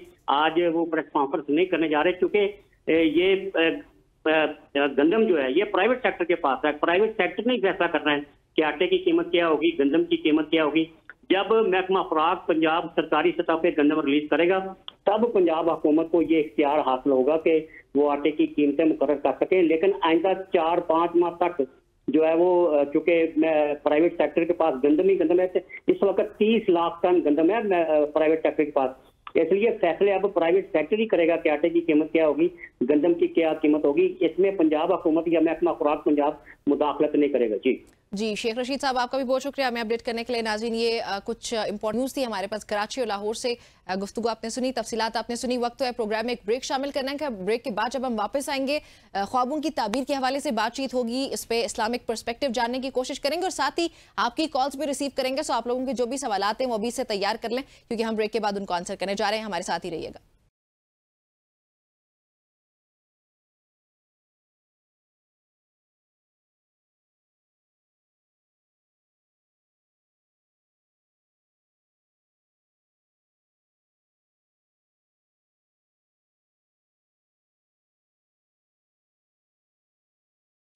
Welcome back everybody. नाज़रीन ख्वाब जो होते हैं वो खसलत इंसानी का एक हिस्सा होते हैं और हर इंसान ऑब्वियसली हम सब इस चीज़ से दो चार होते हैं। कभी हमें अच्छे ख्वाब आ रहे होते हैं, कभी बड़े ही खौफनाक किस्म के ख्वाब आते हैं। अच्छा वैसे नॉर्मली वैसे अच्छा ख्वाब हो या बुरा ख्वाब हो, हमारी कोशिश होती है कि हमें उसका मतलब पता चले कि ये ख्वाब जो था इसका क्या मकसद था, क्या मतलब था और क्या होने जा रहा है। कभी कभी ऐसे भी होता है कि इन ख्वाबों का ताल्लुक इंसान के हमारे जो डेली बेसिस पर हम लोग जो कुछ सोच रहे होते हैं वही हमारे ख्वाब में आता है। और कभी कभी ऐसे भी होता है कि जो इंसान के जो हमारे एक्सपीरियंसेस होते हैं या हमारी जो ऑब्जर्वेशंस होती हैं उससे कुछ जुड़ा हुआ, कुछ मिला जुला हमें ख्वाबों में दिखाई देता है। लेकिन ये जो ख्वाब होते हैं हमारी फिर नफ्सियात पर इनका बहुत गहरा असर होता है। आज बात करने के लिए ख्वाबों पर हमें ज्वाइन किया जी डॉक्टर शहबाज ने, साथ ही हमें ज्वाइन किया स्टूडियो में अलामा जहांगीर ने। इन दोनों को पहले खुशामदीद कहते हैं। शुक्रिया आप लोगों के वक्त का बहुत शुक्रिया सर, आपके वक्त का भी बहुत शुक्रिया। ये बताएं कि जो ख्वाब होते हैं ये कितने किस्म के होते हैं? डॉक्टर साहब आपसे आगाज़ करूँगी, ये किस तरह के ख्वाबों की मुख्तलिफ अक़साम होती हैं वो अगर हमारे नाज़रीन को सबसे पहले बताएं। बिस्मिल्लाहिर्रहमानिर्रहीम। हम कुरान मजीद से इब्तिदा करते हैं। कुरान ने इस बारे में बड़े खूबसूरत अंदाज में कहा ना, अल्लज़ीना आमनू व कानू यत्तक़ून लहुमुल बुशरा फ़िल हयातिद दुनिया। हम इसको ज़्यादा लंबा नहीं करते, बिल्कुल शॉर्ट कर लेते हैं। आप जितने भी मुफस्सिरीन हैं, इमाम इब्न जरीर तबरी रहमहुल्लाह से लेकर अगर अल्लामा आलूसी तक आप आ जाएँ, सारे कहते हैं कि अल-बुशरा से मुराद क्या है? ख्वाब, नेक ख्वाब। यहाँ बुशरा बशारत के ज़िमन में आया है। फिर अल्लाह के रसूल ने बड़ी वाज़ेह तौर पर इरशाद फरमाया कि जो शख्स मल्लम युमिन बिर्रुया अस्सालिहा वलम युमिन बिल्लाहि वल यौमिल आखिर, कि जो शख्स नेक ख्वाबों के ऊपर ईमान नहीं रखता वो क्या है कि आखिरत पर ईमान नहीं रखता, अल्लाह पर ईमान नहीं रखता। ठीक है, दो चीज़ें बड़ी कैटेगराइज हो गई हैं आपसे। पहली चीज़ क्या है कि ख्वाब इसकी एक हकीकत है। अच्छा ठीक है, ये वाज़ेह हो गया। अब चूंकि आजकल के ज़माने में बहुत सारे लोग आपको मिलते हैं जो ख्वाब के ऊपर एतराज़ करते नज़र आते हैं। बहुत सारी बातों को मैंने भी कई दफ़ा सुना माशरे में, हम जब किसी के ख्वाब की बात कर रहे होते हैं वो कहते हैं ख्वाबों की कोई हकीकत नहीं। ये कुरान ने यहाँ से उनको डिनाई कर दिया है, ठीक, कैटेगोरिकल कह दिया कि ख्वाब की हकीकत है। अब इसके बाद ख्वाब की ताबीर के ऊपर आ जाते हैं। मैं बेस से ले रहा हूँ, फिर आपके सवाल की तरफ आऊँगा। कुरान ने इसको भी बयान किया, वकज़ालिका यज्तबीका रब्बुका व युअल्लिमुका मिन तावीलिल अहादीस। यहाँ कुरान ने कह दिया कि अल्लाह रब्बुल इज़्ज़त ने क्या किया, सिखाया है आपको तावील का इल्म। इससे मुराद जनाब सैयदना यूसुफ अलैहिस्सलाम है। और बड़ा मारूफ है कि बादशाह मिस्र का ख्वाब उनके सामने पेश किया गया, 2 कैदियों का ख्वाब उनके सामने पेश किया गया और आपने जो ताबीर फरमाई बेईनी ही वही तफसीर बाद में रोनमा हुई। जो ताबीर आपने की थी वही वाकया वैसे का वैसे ही रोनमा हुआ। 2 चीज़ें हो गई, ख्वाब और उसकी ताबीर। दोनों की एक अटल हकीकत है इस्लाम के नज़दीक और कुरान के नज़दीक। अब आइए इस तरफ कि हमें जो ख्वाब आते हैं उनकी इकसाम कितनी है। सबसे पहले हम ख्वाब को 3 किस्मों में मुनक़सिम करते हैं। बाज़ लोगों ने 4 में भी कहा है, जैसे इमाम अहमद रज़ा खान फाज़िल बरेली वो कहते हैं 4 हैं, लेकिन ओवरऑल हम जो देखते हैं वो 3 हैं। वो आखिरी किस्म को ही 2 हिस्सों में तकसीम कर देते हैं। पहली किस्म कौन सी है, जिसके बारे में आपने खुद भी अपने इंट्रो में कहा, ख्यालात। हम दिन भर जो सोचते हैं शाम को वही जब हम आंखें बंद करते हैं तो एक मूवी की तरह हमारी आंखों के सामने चलना शुरू हो जाता है। अच्छा दिन को फलां जगह गए थे, उससे मिले थे, ये हुआ था, वो हुआ था, वो शख्स ऐसा है, परेशानी या खुशी भी इवेंचुअली उसी से मुताल्लिक कुछ आ जाता है। ऐसा ही। अब इससे आप थोड़ा सा आगे निकलें तो दूसरे ख्वाब को कहते हैं तवहुमात। ये बेसिकली किससे ताल्लुक रखता है? शैतान से। शैतान का कहना क्या है कि वो आपके अंदर तरह तरह की चीज़ें डालता रहता है, खौफ के जो एलिमेंट हैं वो डालता है और कोशिश करता है कि आपको क्या किया जाए, परेशान किया जाए। अब इसी तरह आप तीसरे की तरफ आए जिनको हम कहते हैं इल्हामात। डिवाइन, बिल्कुल। इल्हामात का मतलब यह है कि अल्लाह रब्बुल इज्जत जो आपके ज़हनों में डालता है, इसी को बुशरा से ताबीर किया गया है और इसी को रोया सादिका या रोया सालिहा कहा जाता है। ये 3 अक़साम। ठीक हो गया। अच्छा मुफ्ती साहब, ये जो पहली किस्म की हमने बात की, जो हमारे रोजमर्रा के ख्यालात होते हैं, कुछ भी रैंडमली अगर हम सोच रहे हैं, हमारी जिंदगी में चल रहा है, उसी से मुताल्लिक कुछ चीज आ जाती है, उस पर यकीन करना चाहिए या वो भी, जैसे अब तीसरी किस्म है ना डिवाइन, उसको खुदा न ख्वास्ता जैसे कुरान पाक की रेफरेंसेस दी, उसको कम किसी सूरत में डिनाई नहीं कर सकते। लेकिन जो पहली किस्म है ये बड़ी कंफ्यूजिंग होती है कि उस पर यकीन करना चाहिए नहीं करना चाहिए, कि बस ये वैसे ही ख्यालात हैं और ये तो उस तरह आ रहा है। बिस्मिल्लाहिर्रहमानिर्रहीम। बहुत शुक्रिया आपका, आपके चैनल का। मैं समझता हूँ आज का मौजू बहुत अहम है। टॉपिक ख्वाब के हवाले से बहुत सारे लोगों के दिमाग में, क़ुलूब व अज़हान में ख्यालात पाए जाते हैं। एक बात याद रखें कि ख्वाब जो है ये नबूवत का 40वां हिस्सा है और ख्वाब का जो सबूत है वो नस्से कती कुरान से। हज़रत यूसुफ़ अलैहिस्सलाम का ख्वाब देख लें या हज़रत इब्राहीम अलैहिस्सलाम का ख्वाब देखें, इस्माईल अलैहिस्सलाम को ज़बह करने का मामला है, जन्नत से दुम्बा आ गया। इसी तरह अज़ान के मामले में जब मुशावरत हुई सहाबा किराम से आका अलैहिस्सलाम की, तो एक सहाबी को ख्वाब आया तो आका अलैहिस्सलाम ने फरमाया कि ठीक है, ये अल्फाज हज़रत बिलाल को याद करवाएं तो अज़ान में इस तरह दी जाए। तो मुख्तसर बात यह है कि ख्वाब जो है उसकी बहुत ज़्यादा अहमियत है। लेकिन वही पहली बात है कि ख्वाब जो है, जिस तरह आपने फरमाया कि एक तो ये बंदा दिन भर सोचता है और जिन मामलात में फंसा रहता है वही ख्यालात आते हैं, और एक वो होता है कि शैतान वसवसे डालता है, और तीसरा ख्वाब जो अल्लाह की तरफ से होता है सच्चे ख्वाब। एक बात याद रखें, ख्वाब सच्चा उसका होता है जो बंदा सच्चा होता है। हुजूर की हदीस है, जो बंदा झूठा उसका ख्वाब झूठा है, जो बंदा सच्चा वो सच्चा है। जो बंदा सच बोलता है, मैं समझता हूँ ख्वाब उसकी रहनुमाई करे, जो वो रात को देखेगा दिन को। अब 100% तो नहीं होता, ख्वाब एक इशारा ही होता है, क्योंकि ख्वाब एक इशारा ही होता है। और इसलिए कहते हैं कि जब अच्छा ख्वाब देखें तो अल्लाह का शुक्र अदा करें। और ख्वाब की ताबीर भी आप हर बंदे से ना पूछें, हर अरे गैर नथु खैर के आगे आप जाकर कहें कि मुझे ख्वाब की ताबीर बता। हर बंदा ख्वाब की ताबीर नहीं जानता, ख़ास जो बंदा इस चीज़ का महर उसके पास जाएँ। और अगर बुरा ख्वाब देखते हैं तो आका अलैहिस्सलाम का फरमान ये है कि जब आप उठें नींद से बाएं जानिब 3 बार थूक दें और अल्लाह से माफ़ी मांगे, और किसी को बताने की वो ज़रूरत नहीं है। अच्छा ख्वाब बताने पर अल्लाह का शुक्र अदा करना चाहिए। और जिस तरह बंदा का अल्लाह वालों को देखता है, अम्बिया को, सहाबा को, अहले बैत को, और ख़ास तौर नबी पाक सल्लल्लाहु अलैहि वसल्लम का दीदार अल्लाह ताला ख्वाब में हर मुसलमान को नसीब करे। मेरे आका ने फरमाया जो मुझे ख्वाब में देखता है वो हकीकी सूरत में देखता है, क्योंकि शैतान मेरी सूरत में नहीं आ सकता, शैतान किसी भी सूरत में आ सकता है, लेकिन आका अलैहिस्सलाम की सूरत में आ सकता है। अल्लामा साहब, हमारे साथ इस वक्त एक कॉलर भी मौजूद है, साद नाम है उनका, रावलपिंडी से। साद, अस्सलाम वालेकुम एंड गुड मॉर्निंग। वालेकुम अस्सलाम, गुड मॉर्निंग। जी बताइएगा साद, आपका क्या सवाल है और किससे पूछना चाह रहे हैं? सवाल मेरा जहांगीर साहब से है कि अक्सर ये सुनने में आता है, सुनते हैं कि सुबह के जो ख्वाब होते हैं वो सच्चे होते हैं, या सुबह जो ख्वाब देख लेते हैं उनकी जो है वो हकीकत होने में, तो इसमें कहाँ तक सच्चाई है, ये कहाँ तक ये बात है समझने की कि सुबह का ख्वाब में और किसी टाइम के अंदर कोई फर्क होता है? जी आपसे पूछा। जी मैं ये अर्ज़ करूँगा कि जो ख़ास तौर पर रिवायत में मिलता है, जो सहरी के टाइम ख्वाब देखा जाता है रात के आखिरी पहर, उसमें वो मुबारक होता है और उसमें बहुत ज़्यादा सदाकत पाई जाती है। तो लेकिन याद रखें कि सदाकत उसके लिए होगी जो बंदा सच्चा है, जो बंदा सारा दिन झूठ बोलता है। और यहाँ तक झूठे लोग ख्वाब भी बयान करते हैं। आका अलैहिस्सलाम ने फरमाया कि उससे वो बंदा कितना बड़ा झूठा है जो अपनी आँख को वो चीज़ दिखाता है जो उसकी आँख ने देखा नहीं। क्या मतलब कि एक बंदा कहता है होटल पे बैठा है, वो दोस्तों के साथ रेस्टोरेंट पे बैठा है, कहता है मैंने ये ख्वाब देखा, ये देखा, हालांकि उसने देखा नहीं है, वो झूठ बोल रहा है। तो झूठे ख्वाब बयान करना ये भी झूठ शामिल होता है।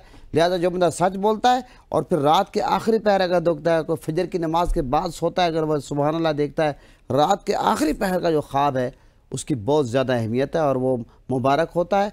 और माशाअल्लाह ताला वो उसमें बहुत सारी जो रहनुमाई होती है वो सच साबित होती है। ठीक है साद, आपका कोई और सवाल है? ठीक हो गया। अच्छा, साथ से हमारा राब्ता मुनक़ता हो गया, उनको जवाब मिल चुका है। अच्छा, एक और चीज़ मैं जो आपसे पूछना चाह रही हूँ डॉक्टर साहब कि ये जो हमारे ख्वाब होते हैं, जैसे अब ये एक कैटेगराइज कर लिया हमने कि ये डिवाइन है, ये शैतानी है, ये हमारे रोज़मर्रा के ख्यालात हैं, इनमें फ़र्क कैसे कर सकते हैं आप? अच्छा देखिए, मैं एक चीज़ यहाँ वाज़ेह कर दूँ, शाह वली मुहद्दिस देहलवी ने बड़ी वाज़ेह अंदाज में जो है वो इसको कैटेगराइज़ किया है, फ़र्क जिसको आप कहते हैं ना, करने के बाद डिफरेंस कर दिया है। पहली बात आप ये जहन में रखें कि ख्वाब सिवाय अम्बिया के किसी दूसरे शख्स का जो है वो हुज्जत नहीं होता दिन में। आप ये नहीं कह सकते कि मैंने ये ख्वाब देखा है तो ये हुज्जत है, ये इसका हुक्म है। हुज्जत का मतलब ये कि आप ये नहीं कह सकते कि शरीयत में ये एक सनद बन गया है। अच्छा, हवाले के तौर पे, रेफरेंस के तौर पे जो है उसको कोर्ट नहीं किया जा सकता। अम्बिया के ख्वाब इससे मुबर्रा हैं, ठीक है, वो हुज्जत होते हैं।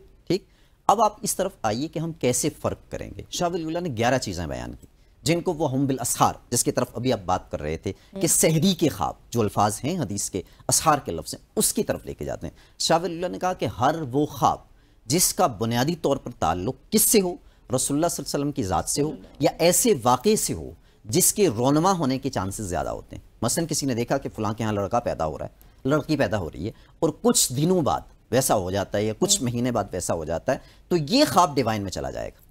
सही, ठीक है, ये बड़ी आसान सी उन्होंने समझाने के लिए जो है वो किया है, डेफिनेशन आप कहें, बल्कि उन्होंने बड़ा आसान तरीका, मेथड इस्तेमाल किया है। ठीक है, ये डिवाइन में चला जाएगा। अब जो पहले होंगे वो इससे निकल जाएंगे। अब फिर इस तरफ आ जाइए कि जो हमारे पहले दोनों हैं, हम उनको कैसे जज करेंगे, किस तरीके से हम जान पाएंगे कि अच्छा ये ख्याल है, ये तवहुम है। ठीक है, इसका बुनियादी तौर पे ये है कि अल्लाह के रसूल सल्लल्लाहु ताला अलैहि वसल्लम की एक बड़ी मारूफ रिवायत है जो ये बता रही है कि इससे आपको पता चल जाएगा कि ये तवहुम है या ख्याल है या डिवाइन है। वो क्या है, अल्लाह के रसूल ने एक अरब मुहावरे को इस्तेमाल किया, ठीक, कि जिस तरह परिंदों के वो परों की बात है ना, पैर नहीं होते, इसी तरह अल्लाह के रसूल ने फरमाया कि जब तुम कोई ऐसी चीज देखो जिसकी वजह से तुम्हें परेशानी लायक होती है और किसी ऐसे शख्स के पास चले जाते हो जो एक्सपर्ट नहीं है, जिसको पता ही नहीं है कि कैसे मतलब ख्वाब की ताबीर बतानी है। मसलन आपने अल्लामा इब्न सीरीन का नाम सुना होगा, उनकी बड़ी मारूफ किताब है ताबीर रोया, वो ख्वाबों के एतबार से है। लेकिन वो क्या कहते हैं, वो ये कहते हैं कि ख्वाब बुनियादी तौर पर जो शख्स देखेगा, हम उसके मिजाज को, उसके माहौल को, उसकी शख्सियत को, उसकी पर्सनैलिटी को, उसके रोज़मर्रा के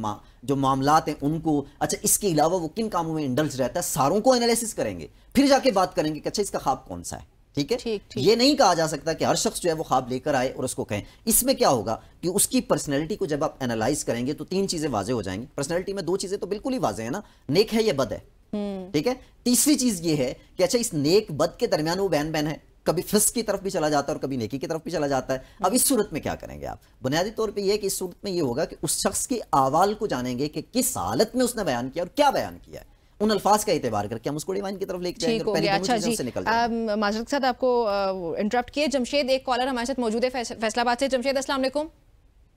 अस्सलाम वालेकुम जी, बताइएगा अपना सवाल। जी, मेरा सवाल डॉक्टर शहबाज से है। मेरा सवाल ये है कि ये जो ख्वाब आते हैं कि इस तरह के, जब इंसान का कोई अजीज रिश्तेदार फौत हो जाता है तो उसके बाद उसको ख्वाब आते हैं, वो बाज़ औक़ात उसको बुला रहा होता है या उससे कोई चीज़ की डिमांड कर रहा होता है। इस तरह की चीज़ों में कितनी हकीकत होती है, इससे क्या तभी निकाली जा सकती है या किस तरह की चीज़ें इससे साबित हो सकती हैं? देखिए जमशेद साहब, मैं आपके सवाल का जवाब दे देता हूँ। पहले हमने ये बात कर ली कि ख्वाब जो है वो हुज्जत नहीं होते। ठीक है, ये बिल्कुल सिंपल और सादा सा जवाब है आपके सवाल का। अब इससे थोड़ा सा आगे आ जाइए कि बसा औकात जो अजीज़ व अकारिब होते हैं, जब वो दुनिया से चले जाते हैं तो दुनिया से चले जाने के बाद वो बुनियादी तौर पे पीछे रह जाने वालों को आजमाइश में डालते हैं और इनका ताल्लुक उससे होता है, अगर वो कोई डिमांड कर रहे हैं, बिलफर्ज अगर बिलफर्ज अपने माँ को देखा या बाप को देखा, अल्लाह ना करे किसी के फोत हो जाए, ठीक, लेकिन ये भी एक हकीकत है, मौत उससे बचा नहीं जा सकता, बरहक है। ठीक है, लेकिन अगर वो फोत हो जाए और वो आपको ख्वाब में आकर कहते हैं कि यार मेरे पीछे ये काम करो या मेरे पीछे कोई सदका करो या मैं किसी तकलीफ में हूं, और आप ये समझते हैं, अपने आप को आप मुतमईन कर लेते हैं कि हाँ मुझे ऐसा करना चाहिए, तो इनके ऊपर आप अमल करें। अदरवाइज ये कोई हुज्जत नहीं है कि लाजमन आप ऐसा करें। ठीक हो गया जी, बहुत शुक्रिया जमशेद आपका कॉल करने के लिए। अच्छा अलामा साहब, हम जो मुख्तलिफ किस्म के जानवर देखते हैं, अक्सर लोग होते हैं वो सांप को दुश्मन से उसको तशबीह दे रहे होते हैं, कुत्ता वगैरह खूनख्वार जानवर या पालतू जानवर भी आप देखते हैं, इनकी कोई होती है हैसियत जो हम लोगों की, या कि मिथ्स ही हैं बस? देखिए, मैं अर्ज़ करूँगा कि हर ख्वाब की अपनी एक ताबीर होती है, वो जानवर किस तरीके से देखा है, किस सूरत में देखा है, तो बहरहाल हर ख्वाब की अपनी एक ताबीर होती है, मुख्तलिफ होती है। तो वो जब देखने वाला देखता है और उस वक्त जब बयान करता है, फिर उस वक्त कैफियत देखी जाती है, मामला देखे जाते हैं कि इसकी ताबीर क्या बनती है।